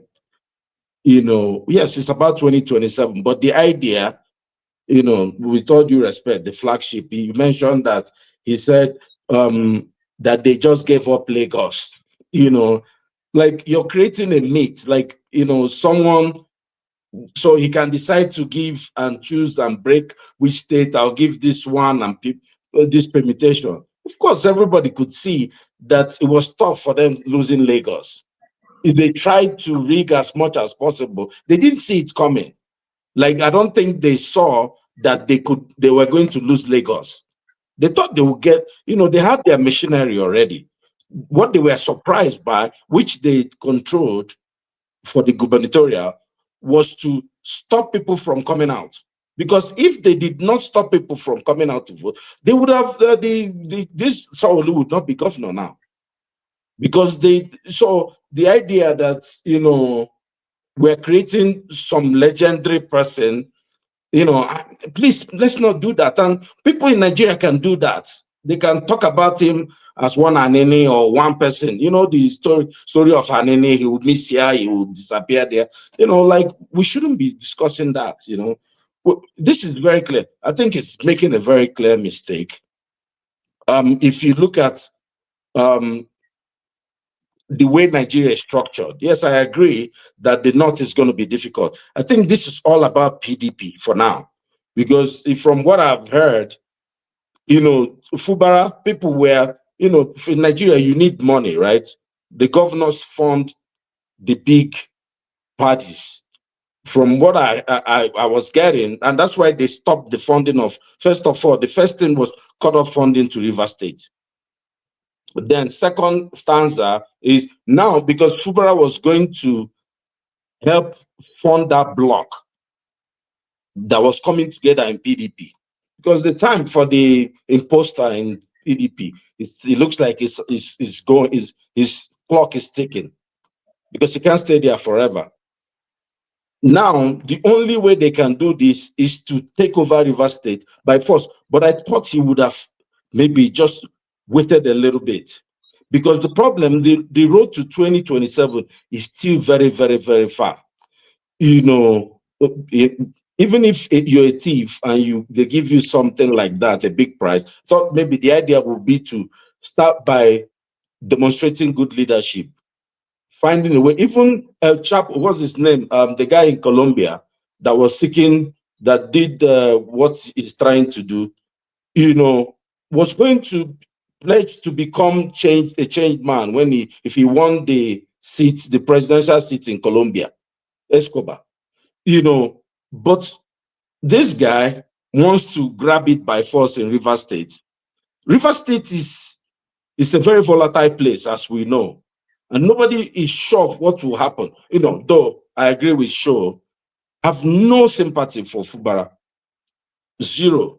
Those people, you see, two thieves went to steal, they are fighting now. It's good, we enjoy the show. I just pity Rivers people. But, people have to start. Personally, I see this as a next stage before we get the benevolent dictator that I'm asking for. Because, this is worse than military for what we are seeing now. I've never seen where you're declaring, so that means if he sees any threat in Kanu or in Imo State or in Abia or in Lagos State, he will just declare emergency state of. This is ridiculous. I didn't see that anybody was killed. I think he dropped the gun. And, like I said on the show, I think over the weekend, you have to allow your opponents to get something. You can't push them to the wall. He's taking over PDP, Labour Party, APC, SDP. You have to give your opponent something, or they will go, for the next alternative. Because, there has to be, nature doesn't have, nature abhors vacuum. There is no way you won't give them something. Well, I'll just stop here. But, I think he's made a terrible, terrible mistake. And, I think we're about to see, maybe it's for the good at the end of the day, but we'll see what happens. All right. Thank you, Odi. And Let's see. Kene is here. After Kene, I'll go back to Ike and Chim. Kene, welcome. Thank you, Dr. Damages. Good evening, everyone. This is it. Pardon me? I said this is it. Yeah, this is it. So I actually don't have much to say, but to remind us that River State was taken in 2023. River State was hijacked since 2023 during the election, and I think we are crying very late. It's just so unfortunate that the people of River State folded their hands while their state was hijacked during the election, and today we are crying. So I personally would have sympathized with the with people of River State, both the Ikweres, the Igbos, the Igbos, the Ijaws, the Asians, and what have you.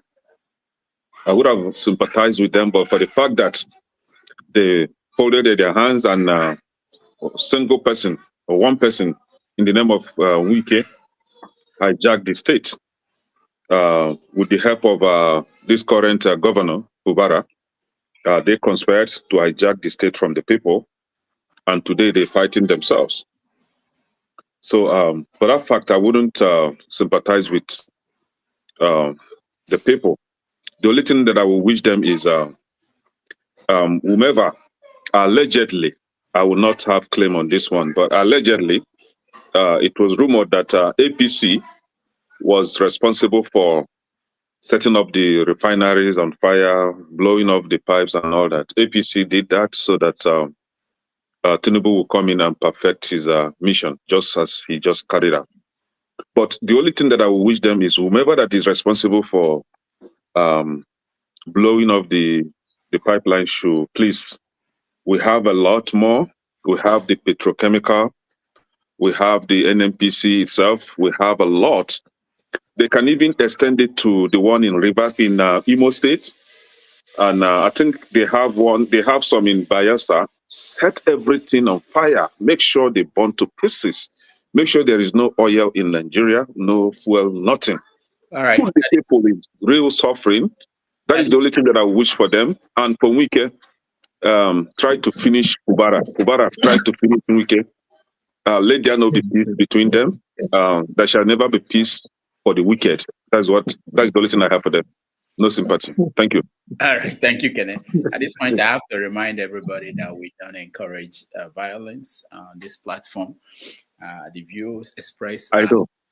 I should have said that earlier. This platform doesn't, but Kenneth does. Sorry.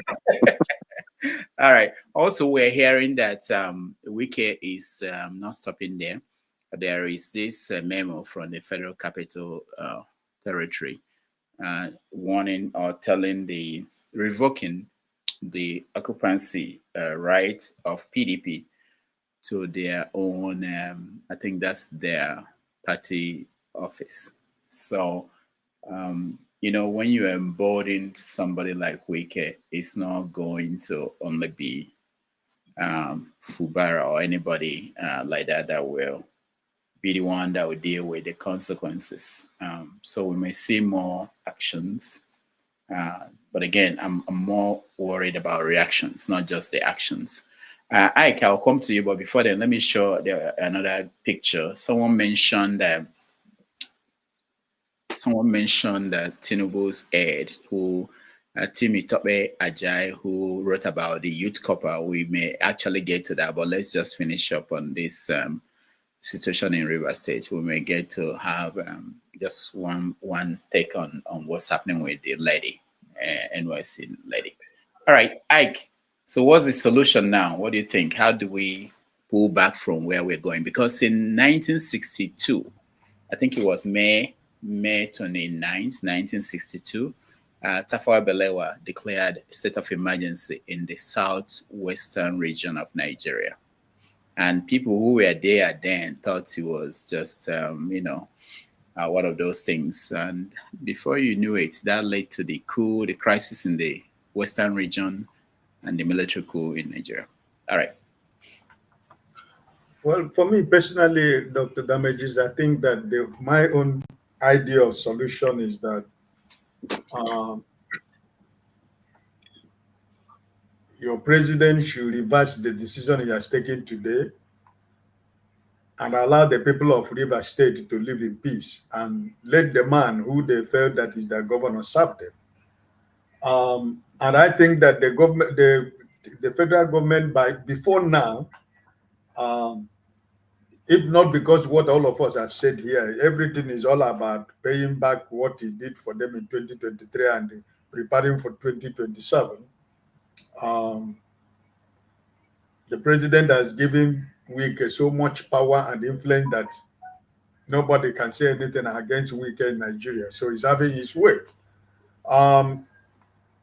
Like we were talking this week, you know, we talk about Nigerians. Nigerians don't react. We have been pushed to the wall, this and that. I think it has come to the point that the wall is going to push itself. It's going to push back, you know. So my hope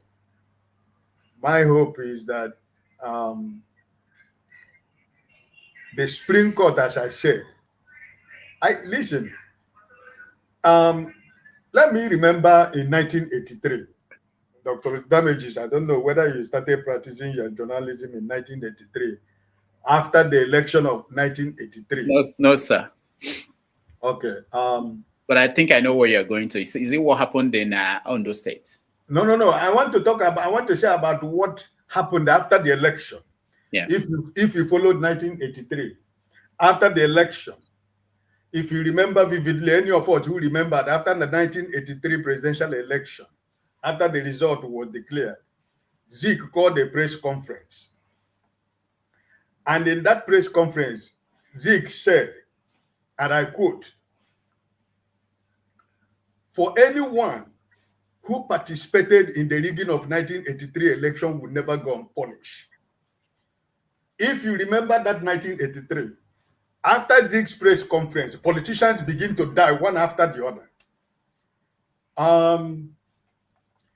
And I remember vividly, while Zeke was traveling to Port Harcourt, Okadibo called politicians in Nigeria to go and beg Zeke because the way politicians are dying in Nigeria is too much. He went to beg Zeke.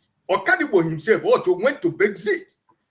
So, but Zeke was traveling to Port Harcourt. At the airport, journalists asked him, listen, in your press conference, you said that everyone that is participated in the rigging of 1983 election would not go unpunished. And the idea in Nigeria presently is that the politicians that are dying is based on the cost that you have laid on politicians in Nigeria. So what do you have to say about this? So Zeke said, well, listen, if the politicians in Nigeria feel that I've cost them, okay, I remove the cost, you know? So listen, I think that something has to give way in Nigeria, Dr. Damages. At this point that we are right now, I believe that something has to give way, because if not, nothing is going to work. Because I don't even know what kind of solution do we want. The solution has been there for a very long time, but the president was playing to the gallery because he needed, this is what he wanted to do, right? What stops him from saying, hey, my friend, listen, I don't want this to continue. Listen, you have taken your 8 years. Allow this man to rule for 4 years. Even there was an agreement, but both of you read. Listen, allow this young man to rule, right, for 4 years. Give this man a breathing space. Even what agreement is it supposed to be? Not to share the money of River State. Is it Wike's money? The agreement that the man refused to obey is the money to share the wealth of River State. Ngige did it. Andrew Uba took him to the shrine. He went there and swore. And he came out and he didn't do what Andrew Uba asked him to do. What did he say? That my doing that was to destroy the power of Godfatherism in Anambra politics. And that's how it ended. And when Peter Obi came in, he finished the remaining one that remained of Godfatherism in Anambra State. So, I mean, listen, this is what it is all about. So something has to give way. I don't see any solution to the problem in River State right now. And I think that, as I said before, that the people of River State should defend their vote, whether this man came through the back door or not. He was elected by the people, just like the way the man who announced the emergency whatever was elected was also, that's the same way he did, because he stole, he ran and took it away. So what are we talking about? I don't know solution to it, but Dr. Damages, I'm telling you. I give you my word that Nigeria, something must, and it started with Natasha, now to the girl of NYC, now to this.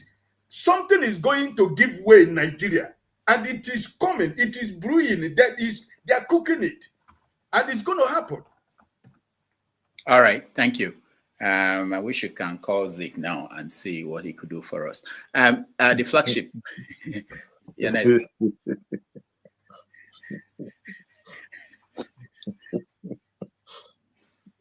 We can't hear you, flagship. You're muted.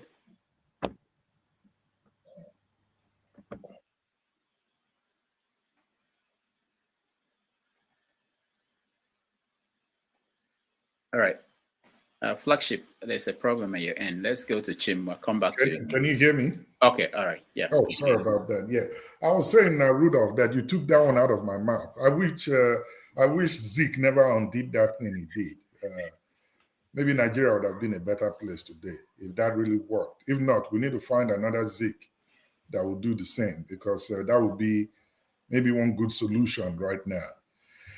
You know, it's unfortunate that we have a group of people who really don't understand what diplomacy is. And even if you introduce it to them, they still would not know what it means and will not be able to apply it. These are grab and go kind of guys that we've allowed into our polity, and they are running the country right now. Systems like this usually implode. They self-implode. It doesn't last for long.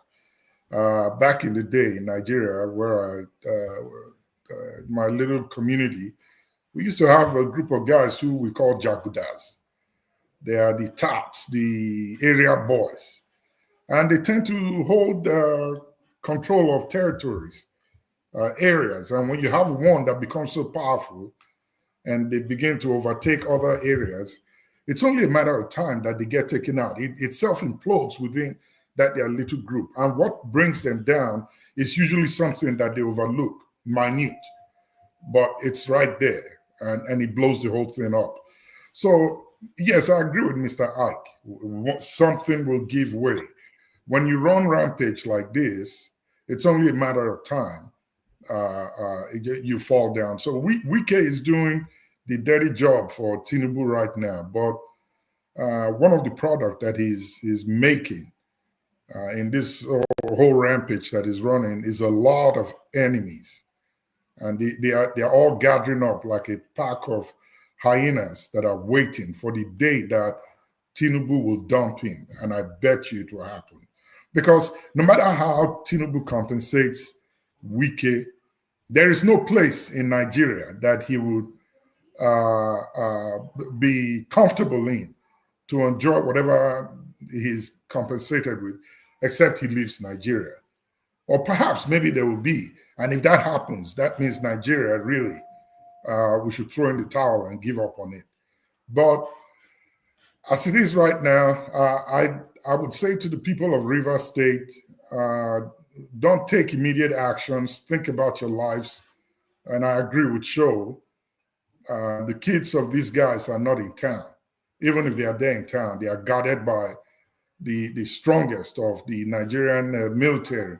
So they will not suffer a single mosquito bite in all of these fracas that's going on. So think about yourself, be strategic, you know what to do, and be very tactful in doing it.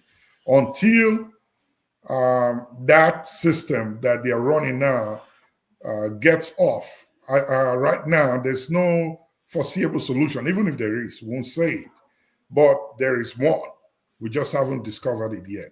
We're still going to keep working on it until we find a way to put it together and apply it, and hopefully get some sort of sanity back in Nigeria. All right, thank you so much. Chim, go ahead. Yeah, I haven't had lunch. I got back here and I decided to quickly come and join you in this conversation. You know, number one thing I want to quickly address is the comparisons of this whole emergency declaration things. First and foremost, not that I am supporting emergency declarations. So no president should be removing anybody because you disagree with them. There should be constitutional ways of addressing issues. And I'm sure I haven't properly read that so-called section that he quoted and liaised on to do what he did. But I'm sure if we take it clearly and read it, we will see that that's not what he's saying. Because what's his name? Femi Falana. Somebody posted a video of Femi Falana responding to the state of emergency and removal of the governor of Plateau State when it happened. Was it Plateau State on 2013? No, it was the 2013 one when he said it is not constitutional. I have that video. I think I've shared it with a few people. But what I just want to say is this. Even if you were to justify the declaration of a state of emergency, you would see that in the first instance, Obasanjo, who did it, and like I said earlier, I am not justifying it, he and Darie belonged to the same party. There was some form of crisis, clearly, that he wanted to checkmate. 2, when Jonathan did it in Borno State, it was because of Boko Haram insurgency and how it was rampaging the whole country. And I think this was before the 2015 election when they were trying to resolve issues. Then they declared a state of emergency in that area to allow the military guys properly do their job, which worked, but he did not remove the governor. He knew that why he could declare a state of emergency in any part of the country. It's like what you guys do in the US, where the president will send the Marines. You send the Marines into a state if there's a crisis in any state. But the president will not remove any state governor. The other thing I want to bring out is, I think it was in your conversation with Christian. I have read a few parts of the American Constitution and the Canadian one. Municipalities, which is what we refer to as local governments back home in Nigeria, are creations of the states in the US, and they are creations of the province in a place like Canada. The provinces enable the creation of municipalities. So if a particular locality grows to an extent where it hits the hallmark to be given that status as a municipal, the state or the province will do that. And that's why they now become, and sometimes, and even at that, when the states or the provinces have the capacity to do this, you will see that even though they have given that municipality the power, they don't go and collect the power back from them willy-nilly. Do you understand? There's some measure of civility that says just because you can do something doesn't mean you have to do it. Unfortunately, like I will keep saying, and I don't know where maybe his people will see me, like I've seen a few of his people online saying all sorts of manner of rubbish. We are dealing with a self-acclaimed tout. I'm repeating it for Nigerians to understand who they have enabled. Whether he officially won the elections clean, which we know he didn't, or he grabbed it and ran with it. But for the fact that he has that key as president, to take that key from him is going to be a tough thing. He's been pushing the buttons and he will keep pushing it. So I will end this by saying, now that we know, I'm not asking anybody to go and die. Like Dele Faro to me, we say, don't die in their war. But the truth remains is that if Nigerians continue to swallow every thin line hook and sinker, it's not going to abate. It's not going to abate. We know how in a country like Mexico, for instance, between the 1990-something and 2000s, when kidnapping and rampant abduction of people became, we remember that era in Mexico when it was happening, until the people of Mexico stood up and started fighting back somehow. That's how that thing, in fact, a government minister in Mexico kidnapped his child too. If we remember the abduction of a girl that stirred the whole situation and began to lead to a solution to it. Until we Nigerians begin to say we need this to end, it will not end. Listen, we have a state capture. Nigerian politicians across Labour, PDP, APC, YPP, NMPP, all of them are in cahoots. They are all in cahoots. Look, the National Assembly is at the executive level, you might not be able to see it clearly. But the National Assembly, the way those guys behave in the National Assembly tells you a picture that is all about get into the political class and join the gang of... There are people who are not going to be sympathetic to Fubara. Not that I am saying those who have said it here are wrong, no. But I'm saying politicians who... Because in the first instance, it should be the political class that will checkmate the president. We see what is happening in the US, that it is the political class that are trying to hold Donald Trump and the Republicans accountable. You know, whether I agree with them or not, you see people pushing, insisting on things be done. So it is not always the ordinary people. It is the political class who are close to power that will come out and say, no, we don't agree to this. How can you do this? And start putting pressure on him to reverse himself. But we've seen that every time we've had a president who is delving into the realm of unconstitutionality, our political class keep mute. They don't do anything. The only group that has done something, and they're the ones in power now, is when this group of people combined to form APC and they determined they needed to remove Jonathan. You saw what they did. They went on the streets, they campaigned, they used their influence in the US government until they blackmailed the man and rigged the election or won the election, however they got in. And since they've gotten into that office, this APC, it's going to be difficult to take them out. I thought 2023 would have been the closest chance we had, but things went the way they went because, like I have come to realize, I think sometimes those of us who call ourselves intellectuals, we have one weakness. We have not read the Nigerian political space very well.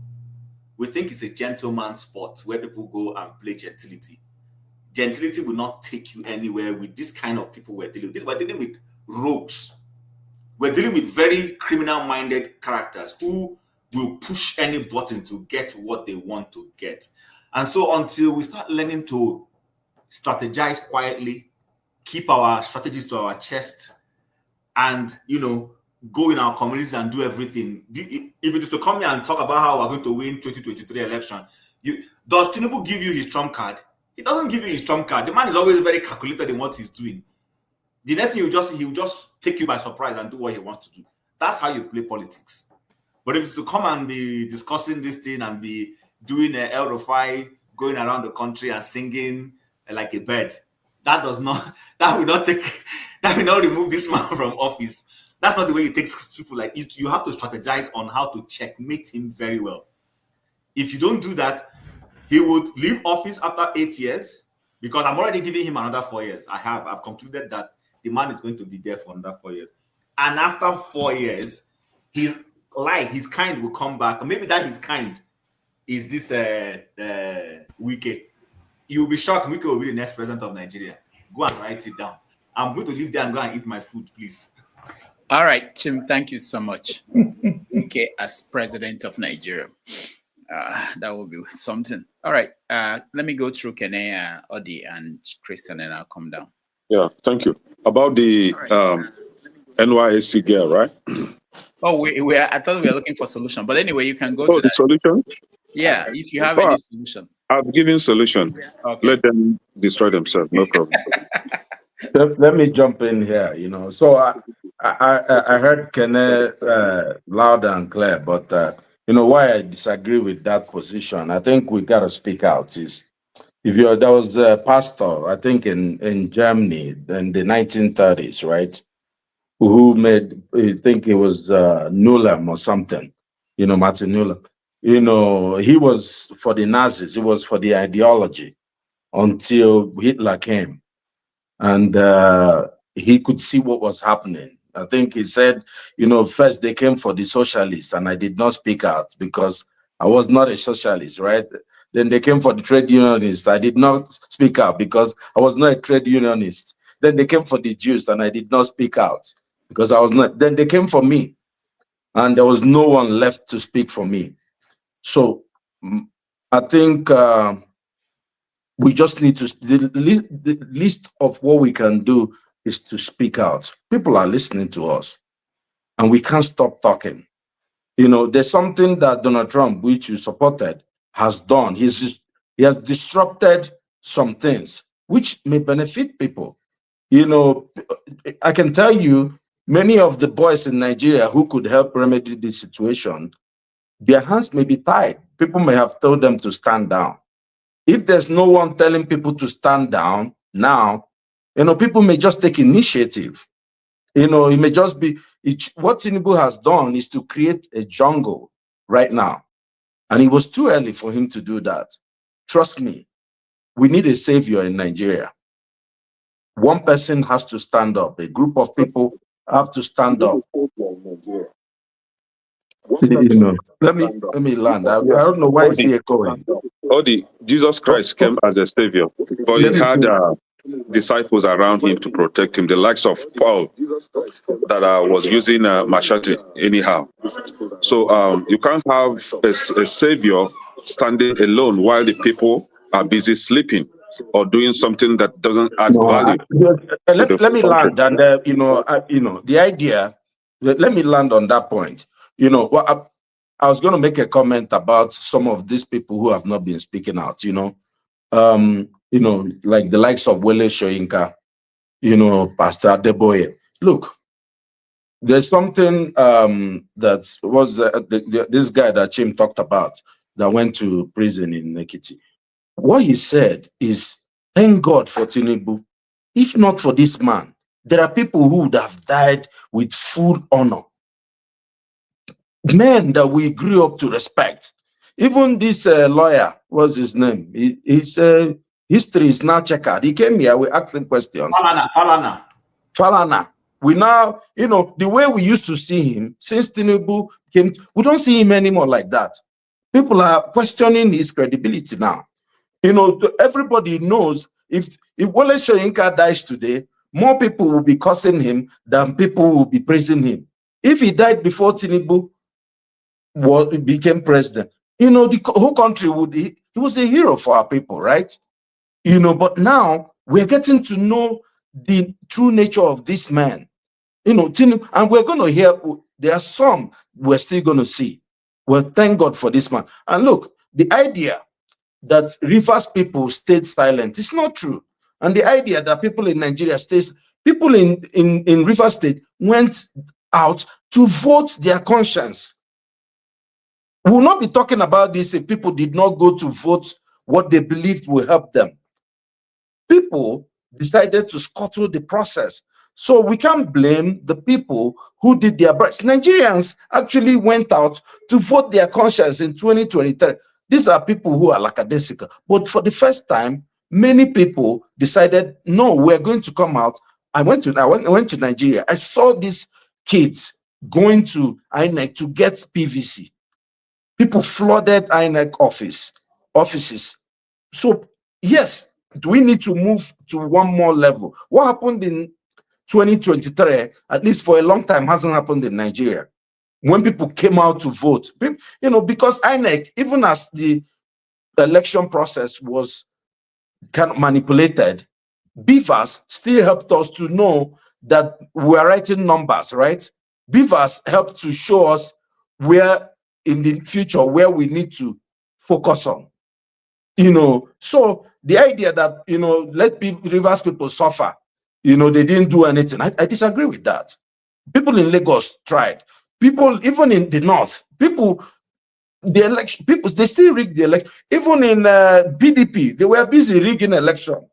Even so, but they couldn't rig as much as they wanted to rig. So, well, I just thank Tinubu for exposing this man, so at least they can die with shame. What's the other one? The Labour Party man that just died the other day, that supported Obi.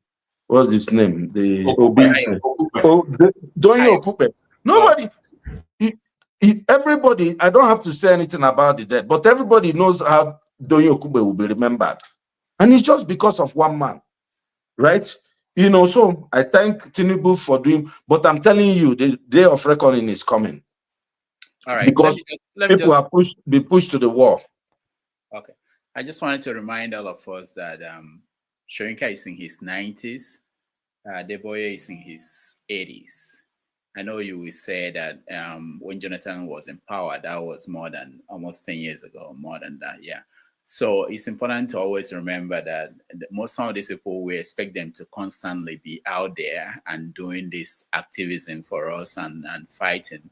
That, no, Rudolph, that's not true. No, hold on, let me finish now. I'm not defending them. I'm just saying that if you think about, I always use my family as an example. I think about my grandmother, who, when she was in her 80s, and sometimes I think we need new leaders, and these leaders could be us, and not these people we wait and hope that they will be the ones that will lead this charge. I know some personal things about some of these people. Some of them there are people you don't see at all anymore. You're seeing people you see. There are people you don't see at all. Sometimes some of them are very ill, and you'll be thinking, why are they not speaking? But nobody has ever asked, where are they? I give an example. There's someone that died, and I wrote an obituary of this guy. He's an old man. He was in his 90s, and I mentioned him on this program. And people started calling me, oh, we didn't know he was alive. Yeah, people don't care. They still hope that these are the people that will be speaking for us. But the voice can be one of you, anybody here, that will be the next voice speaking for the country, not those old people. And some of them are not in a position to speak anymore because of what they're going through. Anyway, I'm just saying. Sorry, before let me respond. Before Rudolph lands on that, my understanding of what Odi said is not that we are expecting. I'm not expecting any old man to go on the street. What we're expecting them is to be a conscience of the society by saying the truth. Imagine in a situation where Pa Adebanjo, that we've celebrated, he didn't go on the street to do anything, but Pa Adebanjo was speaking the truth. And that's, in fact, the man was so honest enough to say that he made a mistake in the past, in his old political era, that he's trying to correct some of the mistakes he made. People, there are reasonable people to be who know that we're not perfect. Nobody is saying Shoinka is a perfect man or Falana is a perfect man. No. What I am expecting in Falana, for instance, and that's why 2 weeks ago, when we had Mr. Isiekwene here, I said to him when he was using his personal encounter to, kind of like borrow the phrase from Mr. our lawyer friend that wrote a book, when he was trying to deodorize our president, I asked him, I said, this is a personal experience you've had with him. Okay, since you're that close to him, are you constantly reminding him that some of his activities are undemocratic? For a man who touted, people don't understand, I have met Tinubu touts his democratic credentials. He touts it like one of the biggest deals. But none of the things he's doing right now are democratic. If I'm your friend, Rudolph, and I'm hard on you, for instance, I will come out and I'll say, Mr. President, totally, this is wrong. You cannot. I want to see a Falana come out, he's a lawyer, to say, Mr. President, no, you can't do this, sir. I want to see a Shoinka come out and say, Mr. President, no, you can't do this, sir. These are not things. This is not what we know you for. But none of those people will open their mouth and say anything. So for the fact that they can't open their mouth and say anything, they are liable. They lose our respect. That's the point we are making. I'm not expecting Adeboye to go on the street at 90. Fine, but he did go on the street at 80-something, or was it 70-something? So if he can do that, he can still do that again today. We just want them to be not to be allowing their friendship or relationship with this particular government becloud their sense of equity and justice and truth. That's the point I understand that Odi is trying to make. And to add to what Shim is saying, Adeboye is still receiving a prophecy from God for 100 days fasting and prayer. So even if he doesn't want to criticize Tinubu, he should ask God for solution so that he will tell Tinubu, give Tinubu what the solution is from God. But the truth is, Mr. Odi, not that I'm wishing River State people bad. No, I have people in River State. I have friends in River State. It's just so sickening to see this kind of thing happening while the people are so docile, sitting, doing nothing about it. I don't think it would take them anything to come out on the street and protest and say, we no agree. In Kenya, the youth in Kenya did that and nothing happened. Heaven did not fall. They say, we no agree. They killed many. Yes, somebody has to die. Okay, even now that they're at home doing nothing, are people not dying? Go to our hospitals and see how people are dying every day. Go on the road, how people are dying of hunger. There's no food. right? People are getting kidnapped because one babala, one dibia or one pastor lied to them that you have to bring kidney or liver so that he will do juju for you, so that you become rich. People are dying every day because of poverty. So somebody has to die, you know. I mean, sacrifice has to be made. But if the youth can prepare themselves very well, I think do me I do, you know, be offense now, right? God no go vex. So if the youth come out on the streets to protest against the evils of the government and one useless, uncoordinated police that thinks that his children have not been affected, while this police can't even afford 3 square meals in his house, begin to be happy trigger against this youth. Youth can equally, you know, treat him treat him well, you know. I'm not advocating for any violence, but you can't be killing me, you can't be beating me, and at the same time depriving me from crying.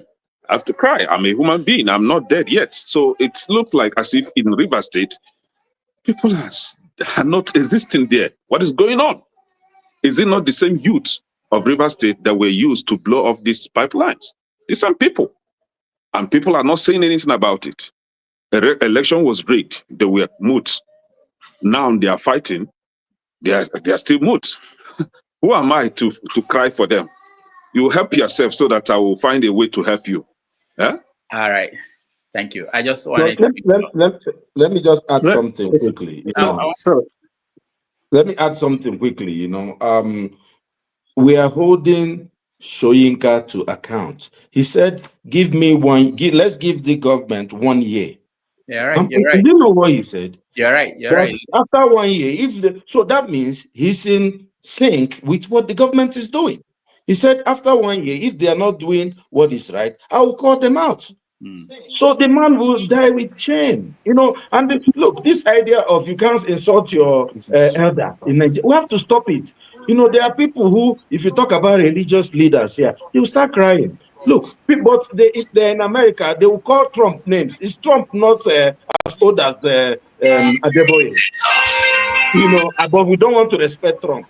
Biden, who is ancient of days, people don't respect him. People just call him names, you know, Sleepy Joe, and everybody will laugh.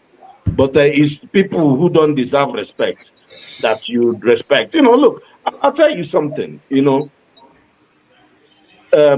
I think we are all of us are in agreement here. Even people, this youth that you're talking about, we saw them in NSAS. NSAS was how many years ago? You know, there's cycle to everything. They can't protest this year and they get killed, and next year they will go and do it again. There has to be a leader, and that's what a leader will show up. And when people are pushed to the wall, one person could just be one who go out and say, let's do this thing. You know, we've been calling for this. People like Showore, who are, what did the people who, there was the way the Western intelligence analyzed opposition in Nigeria. I'm not sure if anybody saw that from David Hundeyin. They had a choice name for them. Nobody respects them. So they can carry that girl and go to every court. That's fine. It's an activist in that way, but it's a paid activist from the West. You know, people, when organic things will start, nobody will stop it. All right. Thank you, Odi. Okay. I think it's my turn now. Yeah, it's your turn. Go ahead. Okay. You are looking for solutions. Yes. Well, there are two solutions: the temporary solution and the permanent solution. The temporary solution is if there are Nigerians, and I wish there are, but there are no Nigerians. They will go on the streets and protest and go to the government house. And I don't mean just Rivers. It has to be across the whole nation, so that they would be able to reverse this unconstitutional declaration he made. But that's a temporary one, but it's not going to happen. And the reason why it will not happen is because, you know, people talked about Babangida's book. They said in that book, he said that Nigerians are badly educated. And that's where they said who, by who? The leaders, the journalists, and the influencers. Now, my understanding is that journalists will, will give what they have. So if they are badly educated, so they will give bad education to people. And influencers, if they are badly educated, they will also give bad education to the people. Now, people talk about why the Yorubas elites are not talking. Those, you see, there is something, there's what we call science of taxonomy or classification. Now, at the heart of this problem is once you classify things, you say they are different. And it has three implications, consequences. One, in terms of the ability to unite, to form a unity in the as a unit. Two, inability to segregate from one another. And three, their response to the same treatment. So, whether we like it or not, we have to go back to the basis of education to understand these things, so that we can understand that even when we are talking about these symptoms, the only way to find the solution is once you diagnose the disease. For those of us, some people who are science background will understand that there's what we call a scientific method of doing things. Now, if you don't analyze something, if you don't understand something, the reasons why or the cause of something, you will not be able to find the solution to that.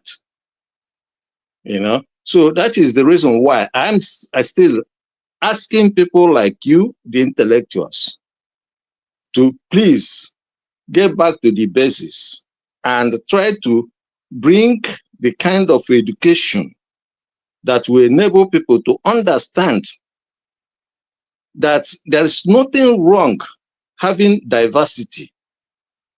But the only problem is that there are ways to manage diversity, and there are only two ways.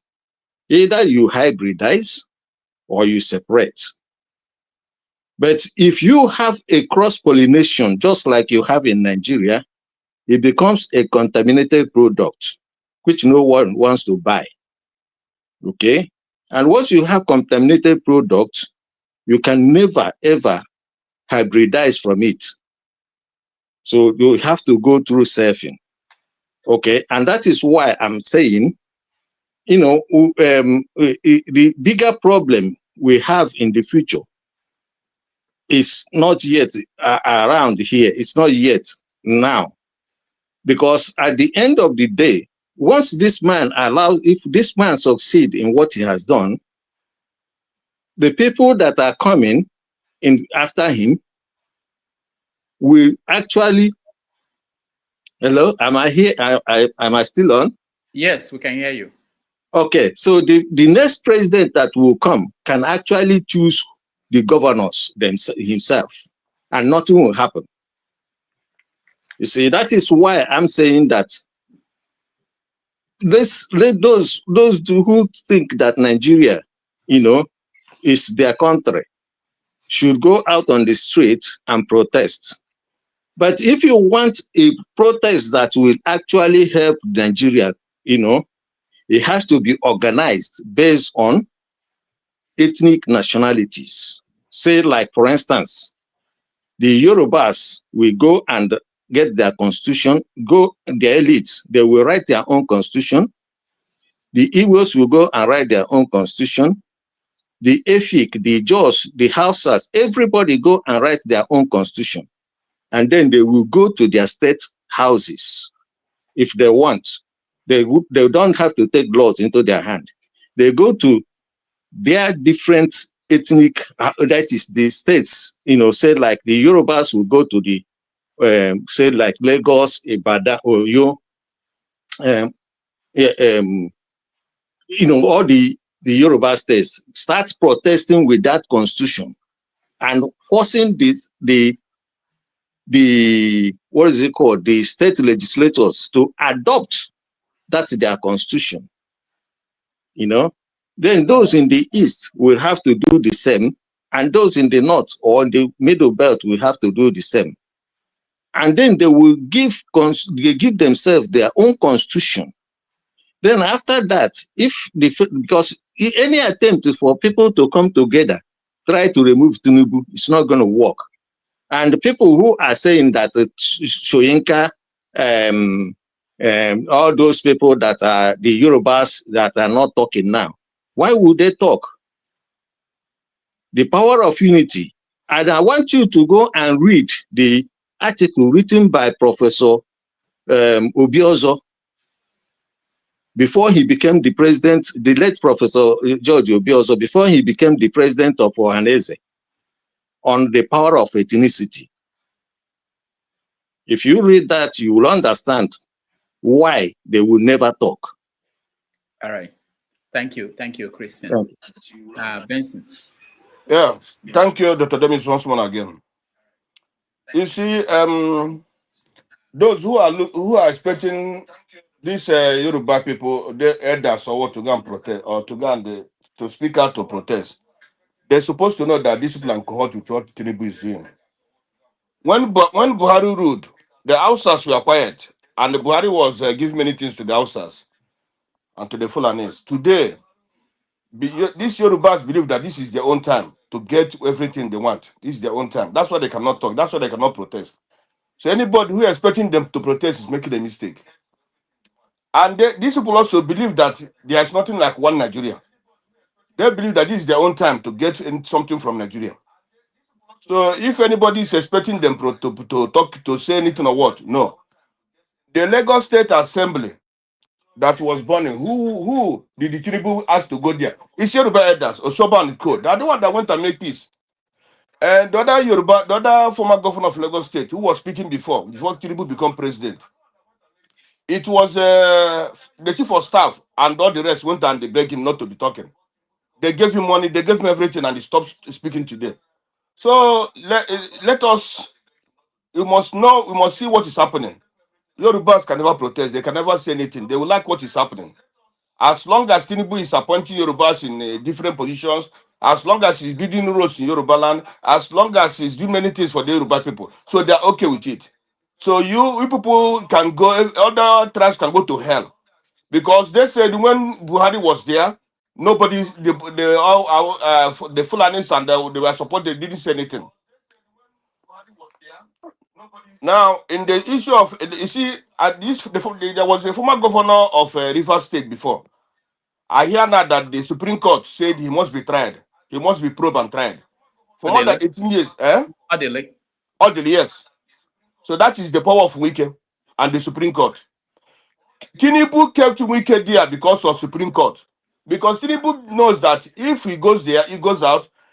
If he pushes Wike out, and the election of 2027 comes in and he loses or he wins, the Supreme Court will go against him. That's why he leave Wike.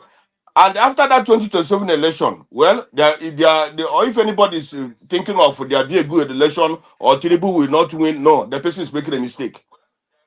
Whether whatever happened, Tinubu is going to continue because he has all the whole machinery to do whatever he wants to do. If the Nigerians are not standing up, for those who believe there is one Nigeria, they love Nigeria, it is the time for them to stand up and fight these people.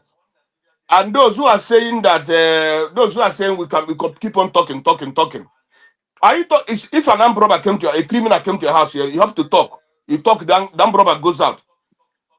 If a criminal comes to your house with a gun, then you have to be talking. Or if a criminal tells you that he's coming to your house, for you to prepare yourself is just to talk. When you talk, everything will finish. No, that's where we are making a mistake. But now talk you they talk now. Not be talk you they talk. As I'm talking, what is happening? Since you start talking, what has happened? All the time you have been talking. What has happened in Nigeria? No, since you have been talking in Nigeria, what has happened? You see, I believe, let me tell you, whether we want it this way or that way, want to die or we don't want to die, we want to bump the refineries or not, what Ekene said is where if that where these people are getting this money, where these people are getting these resources are cut off, you see that things will change. And if the Nigerians don't stand up, let me tell you, everybody say, hey, if you stand up, the infrastructures will be done. Let me tell you, if you destroy the infrastructure today and Nigeria gets better, one businessman in Nigeria can donate 1 or 2 or 3 infrastructure to the Nigerians. So what we want is a better. For me, I don't believe that Nigeria will be good.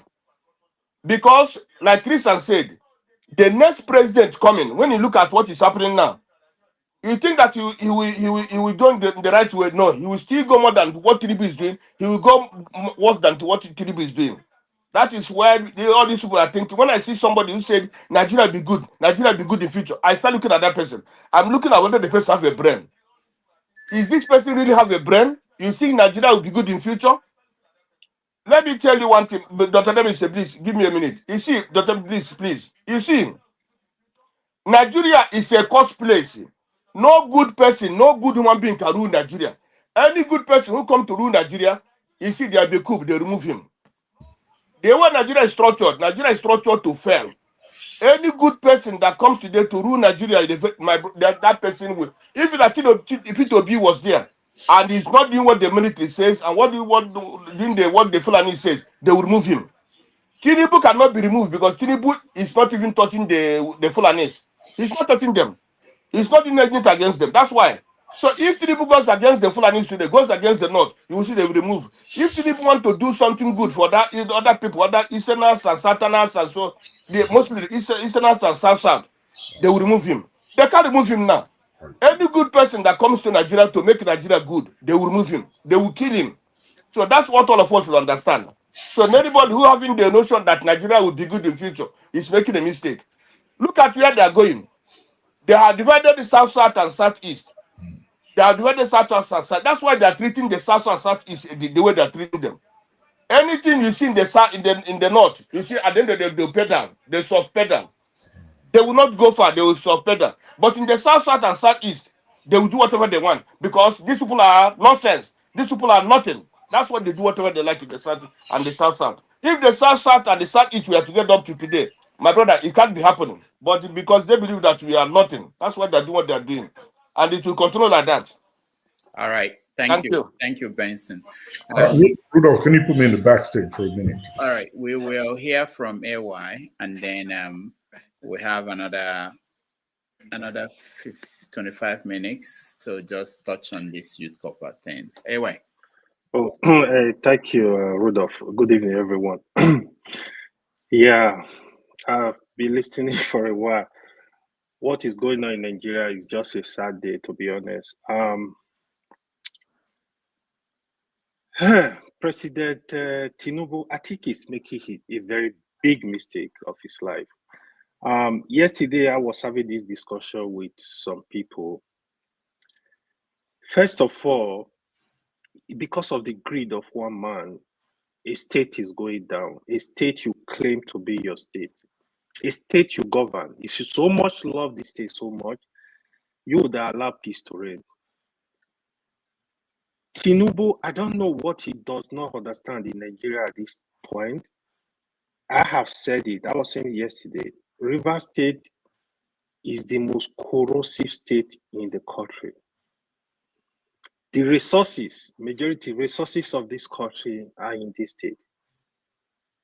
You are pushing a governor out. Whatever happened, you got to look for some kind of solutions. Look at the problem they've caused now. And I don't know, nobody knows how this problem is going to end. The best thing I think the Tinubu would have done before yesterday was to call Wike, allow the governor and the House of Assembly to work together, stay away. If anything, if you have the political cloud, wait till 2027, campaign against the governor and get him removed. You did do that, I don't know what he's trying to achieve at this point. it's just sad. The people, like some people rightly said, yeah, the people are gonna suffer. Wike children, either they are somewhere in abroad, like somebody said, or they are somewhere protected by the military. Fubara children too, they are not gonna involve in all these crises. It's just sad that it's a big mistake. I can tell you this for free. Even with the military taking over the whole of Rivers, these boys, you will hear discourse till next week. They are gonna blow up all these pipelines. Even if you have to get them arrested, you will only keep them for a while. The damage has been done. Like they need to ask Buhari when Niger Delta militants started blowing up pipeline. Production is gonna drop drastically. You know, the pulse of the country is gonna suffer. The money we don't have, so we gotta keep crying. I don't know what Tinubu is gonna achieve from this. I don't know what Wike want to achieve from this. His greed is becoming too much. When I listen to that guy talk, like he behaved as if he will live forever. To be honest, he behaved. Who does he think he is, though? I really don't understand what is going on in our country. Wike is like impunity. When Wike was governor of Rivers State, you dare not say anything. The House of Assembly is talking about. We are just he is the governor. He was the speaker. He was the judge. Wike have control over everything. Allow somebody to rule. I saw when Show was play some videos. That is how he talks. He's gonna, once I leave office, I'm not gonna come here. I don't have anything to do with. Like he just talk anyhow, and I don't. Why people even listen to him? To me, he sound like somebody that is not normal to me because he say one thing today, he's doing another thing the next day. So I think I will employ Rivers people. They should keep resisting. They should resist whatever is going to happen in Rivers. They should resist it. I mean, not violently. I don't want people to die, but resist. It's your state. Protect it. This is just too much, to be honest. And I think Tinubu himself is going to regret this. I think he made a big mistake. He's going to regret this if he's not careful. The only way now is to look for how to get this resolved within the next 1-2 weeks and get the state back on track. Otherwise, he's gonna regret it. These Ijaw boys they are gonna fight because this is the first governor coming from the Ijaw tribe. They are gonna fight. They're not gonna let this go down like that. Trust me, they are gonna fight. So it's just sad. That's what I just have to contribute for now. All right, thank you, White. Let me just say that in the news, the government of Tinubu is saying that they consulted the National Assembly before they made this decision. We don't know how true that is, but that's what they're saying. It's condemned. The move has been condemned by lawyers, by opposition leaders, and but of course, the president is standing by that decision. All right, let's move a little bit because we have about 20 minutes to round up this. A lot of people mentioned the issue of the youth copper who made a video that actually went viral. And let's let me add my 30 seconds and I feel like if okay, hold on, let me come just out play a and little bit start of it. speaking on what we are actually going through, then maybe changes will be made in the government, don't you guys think? And this video, I just want to say to our president, I don't know if there have been any other president that is terrible, but you are such a terrible president. It is so hard. So I'm coming from the supermarket where I went to get foodstuffs and everything has gone up again. It's just like every single week prices increase. I want to know, what is the government doing about this increment? Is there going to be a particular time where prices will stop going up? Is there going to be a particular time where things are going to go back? Guys, why am I going to get a crate of egg and they're telling me it is 6.5? It doesn't make any sense that egg will cost 6.5. Like, I literally can't remember when egg used to cost 800. And I'm so overwhelmed because this is literally my first time doing this adulthood thing alone. This is my first time moving out of my family house. This is my first time living by myself, and not just that. After I left the supermarket and I got home, my security is bringing NEPA bill, and NEPA bill has gone up by 2 times. Like, it's insane. I can't keep up with this news. I am so overwhelmed. And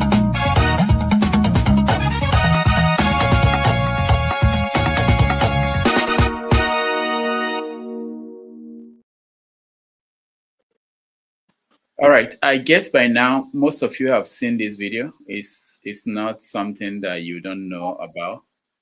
So let's hear your comments. Things Lagos smells like shit. If you say, okay, I want to take a walk, All right, So damages. You see, I applaud this beautiful young Nigerian lady for expressing her frustration. You see, we have Nigerian youth, majority of Nigerian youth, and the so-called content creators and the Yeye British, all of them, no exception, because there is no celebrity in Nigeria. They are all Yeye people. All of them put together are such terrible people, not just Tinubu, because the only thing you see them doing with their phones, their smartphones, is to come on TikTok, Instagram, Facebook, and is either they are twerking, or they are showing their nyash, or they are showing their bum bum, or they are acting like zombies, right? That's the only thing they do. But you see a young girl using her small data to call out a very useless government. So we don't have just Tinubu and the Senate and the House members, the governors, politicians as the only terrible people. The majority of Nigerian youth, the content creators, the Yeye British, the so-called activists, right? I don't want to mention them specifically, but all of them are such a terrible people, right? So I would like to add to what she said, that Lagos is smelling. Yeah, Lagos is smelling. I know that long ago. And Lagos will never cease to smell, right? In as much as somebody built Lagos. But Lagos is not the only place smelling in Nigeria. The entire of Nigeria, including my village, is smelling. Everywhere is smelling. From bad roads, from not having electricity, from not having water, from not having jobs, to just hunger, everything. Nigeria is smelling. The entire country is oozing very bad odor, right? Now, we have a country where we have bootlickers.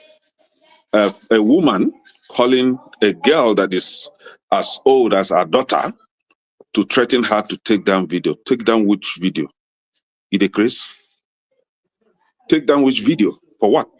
And you threaten the young girl? And I heard that all these APC rats are threatening the life of this girl. So her life is in danger as we are talking, as we are having this conversation now. So I don't know what to do. I'm handicapped. I can't do anything. But I wish just wishes are horses, and some people would just be smelling 6 feet. But we can't do anything. Nigeria is gone. Nigeria. See, I'm tired with Nigeria.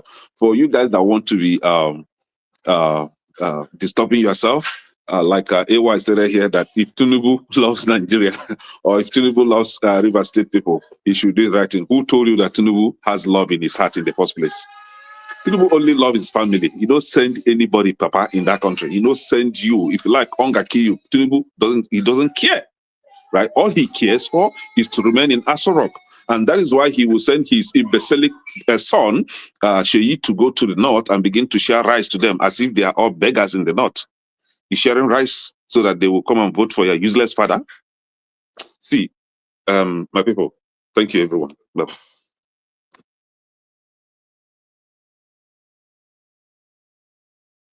So that means you muted yourself. Oh, let's see, where do we go next? Ike, I think you are next.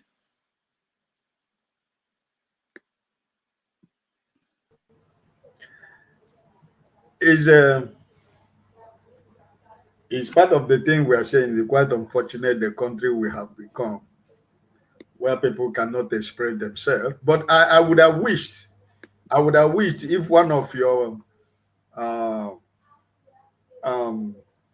moderators is here, KJ, because the first day this news came out, the first thing he did for us here was to read us NYSC rule or law. That was the first thing, even before we go into discussing this. He first gave us the reading of what the law says about NYSC. I didn't go to NYSC, so I cannot to say anything because I did not go to university. So who am I to discuss and argue with KJ, my brother? But from that day till today, it has been rebuffed in so many quarters of what he was saying. So listen, I don't know how when somebody expresses himself about the condition of the country, it becomes a crime. It becomes somebody to say he should face capital punishment.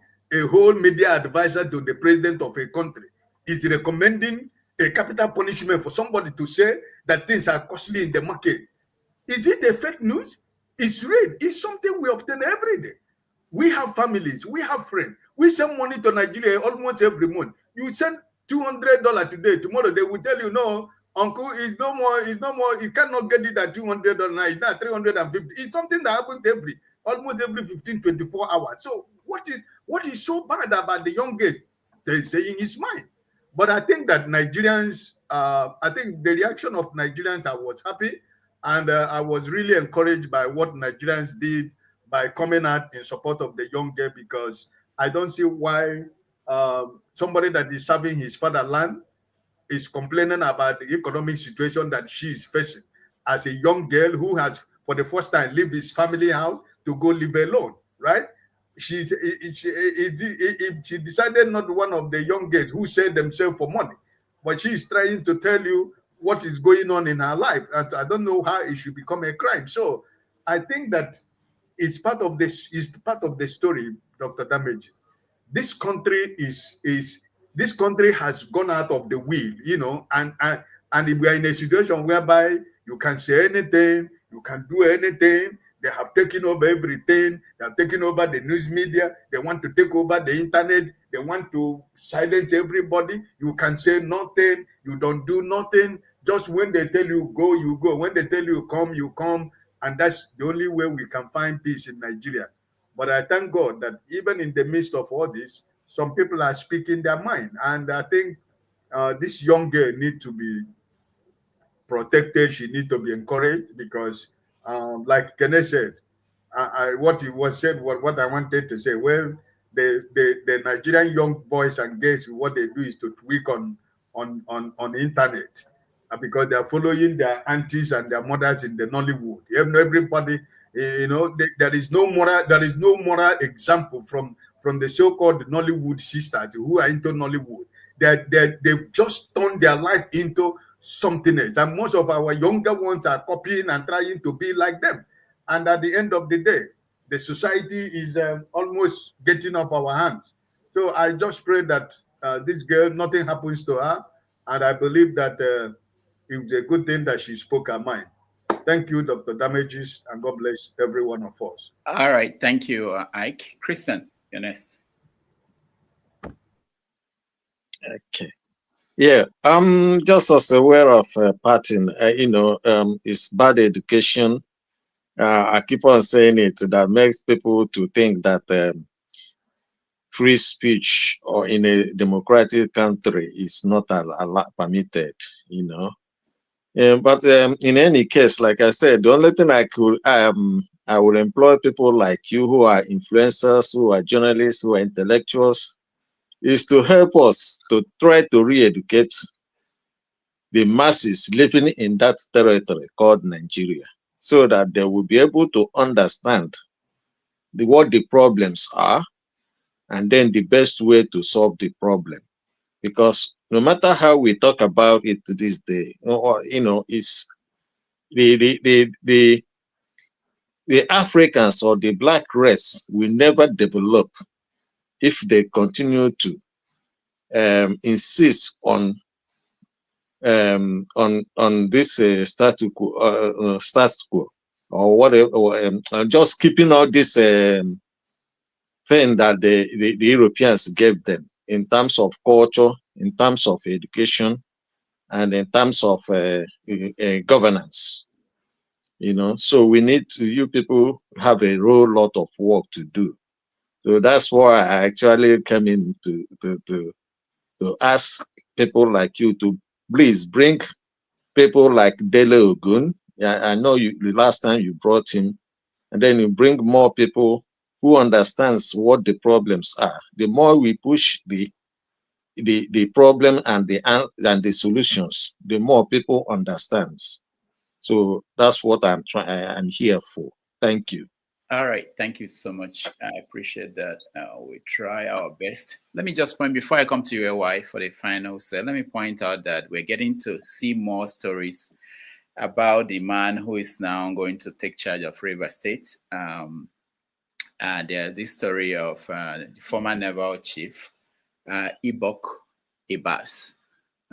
He had this story came out in 2000.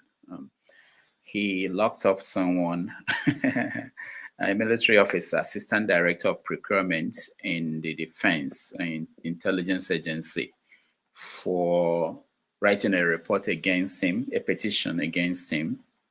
So he accused Ibas of corruption, abuse of office, and employment of state powers to pursue personal vendetta. Interesting. So very interesting. It's not just that Tinubu removed the governor, but the person that they chose is a person that obviously is a right-hand man, not just of Wike, but someone who, from all the reports we are seeing now, behaves like Wike. All right, AY. Yeah, I saw some of those pictures before. Obviously, it's Wike that actually chose that man. Obviously, it's sad. I think the people need to fight. As regard the youth copper, I don't even know why people are bashing that young girl. To be honest, she never said anything wrong. The truth is, when you pay people 33,000 naira with the high cost of living in Nigeria, how do you really expect them to survive? I was having discussed with my friend in Abuja yesterday. He said some of his sober trip, just a single trip, is like 25,000 naira. So, I mean, even if you are not taking Uber, I know how expensive Lagos can be. It depends on where you walk in. I mean, let's say average on a day you spend 2,000 naira on transport. So you are gonna feed. You are gonna sometimes they don't even have where to stay. So she just speaking her mind. She's frustrated. Even me that is here, when I hear the cost of living in Nigeria, despite I can afford it, but I get frustrated. My question is, how do people survive? I know I've asked my mom that question, like, how do people survive? It is a big question. Trust me, it's a genuine question, because when I was in university, like we used to have, no matter how poor you are, there are food you can make easily. You can cook beans, put only onion and oil, salt, beans, food is ready. Bread was cheap. You can go buy bread 5 naira, 10 naira. But today, there is no cheap food in Nigeria. Gari was cheap, was easy for everybody to afford. But today, those food are not even cheap. So how do you? It's a genuine question. So any responsible government was supposed to give that young girl an answer. As regard the NYC official that are harassing her, NYC, they are part of the criminal gang. They get money. They will not make food for coppers. They are part of the criminal gang. I don't even know how, because I'm doing youth copper, why should you monitor my life? If I'm in camp, if it has anything to do with NYC, that's different. Why are you monitoring her life? Why are you threatening her? I mean, she didn't do anything wrong. She didn't offend anybody. She just speaking her mind. She's a citizen of the country. I think they should give them an answer. I mean, these are Gen Z. They're never going to keep quiet. Trust me. They will keep speaking up. It is just the right thing to do. I mean, as long as she's not doing anybody, she's not harming anybody, she's just speaking her mind. It is a problem. And majority of the youth copper, they share her sentiment. You know, majority of the people in the country share her sentiment. Cost of living is high. You got to call it what it is. You know, you got to call it what it is and look for a way to resolve it. You know, even the workers, the workforce, people are crying. Money is not enough.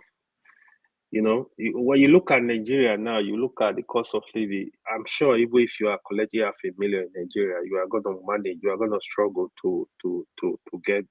Let's say you have like family of 5. You are going to struggle because it's not going to be enough. You have children to pay their tuition. You have other expenses, food, rent. It's a lot for people, to be honest. So they should leave her alone, Joe. Thank you. Thank you, AY. Thank you so much. I did my youth service. I didn't know that you were not allowed to criticize the government when you are a member of the youth. Is it part of the law? I didn't know. When I was there, nobody told us. I mean, I was writing things. I didn't, but maybe it's a new thing, and they're emphasizing on that. But she's not criticizing the government. She is speaking about the hardship of the government. Yeah, I mean that's how they are seeing it. But I don't think I knew anything like that as yeah. But anyway, that's the way it is. We have to end it here. What will happen is that if there's any need for us to come back tomorrow or next tomorrow, we will. And, okay. Yeah. So we're not going to wait until Saturday if things are developing in certain direction. But that's the best I can do for today. Thank you, everybody who joined us. Thank you, Ike. Thank you, AY. And those who supported us, Team Ajek, CCO. Thank you, everybody. We appreciate you. Zito. Thank you so much. All right. We'll be right back anytime there is an emergency, or I will see you guys on Saturday and Sunday. Hey, why don't go looking for that girl? Oh. Make sure that it smells like crazy. Why does an entire state smell like this? And what is the government doing about the bad smell? Everything is just so overwhelming. You want to start up a business, and now you have to take a loan to start up a business, and the loan, you don't even know if you can actually repay it because the business, I don't know, I'm just so tired. Like, why is no one saying anything about it? Being an NYSC copper, there's nothing beneficial about this whole NYSC thing. The money I spend on transportation is just more than the alawi the government gives me. Like, it doesn't, I can't keep up. Like, I'm so tired of this bill and I can't keep up. I am overwhelmed and I'm tired. I'm exhausted. It's too much, and I wish that we would start calling the government out heads on. For example, Tinubu, you are a terrible president. Like, what are you doing to help us? What are you doing to help the economy? You are so terrible. I'm so sick and tired of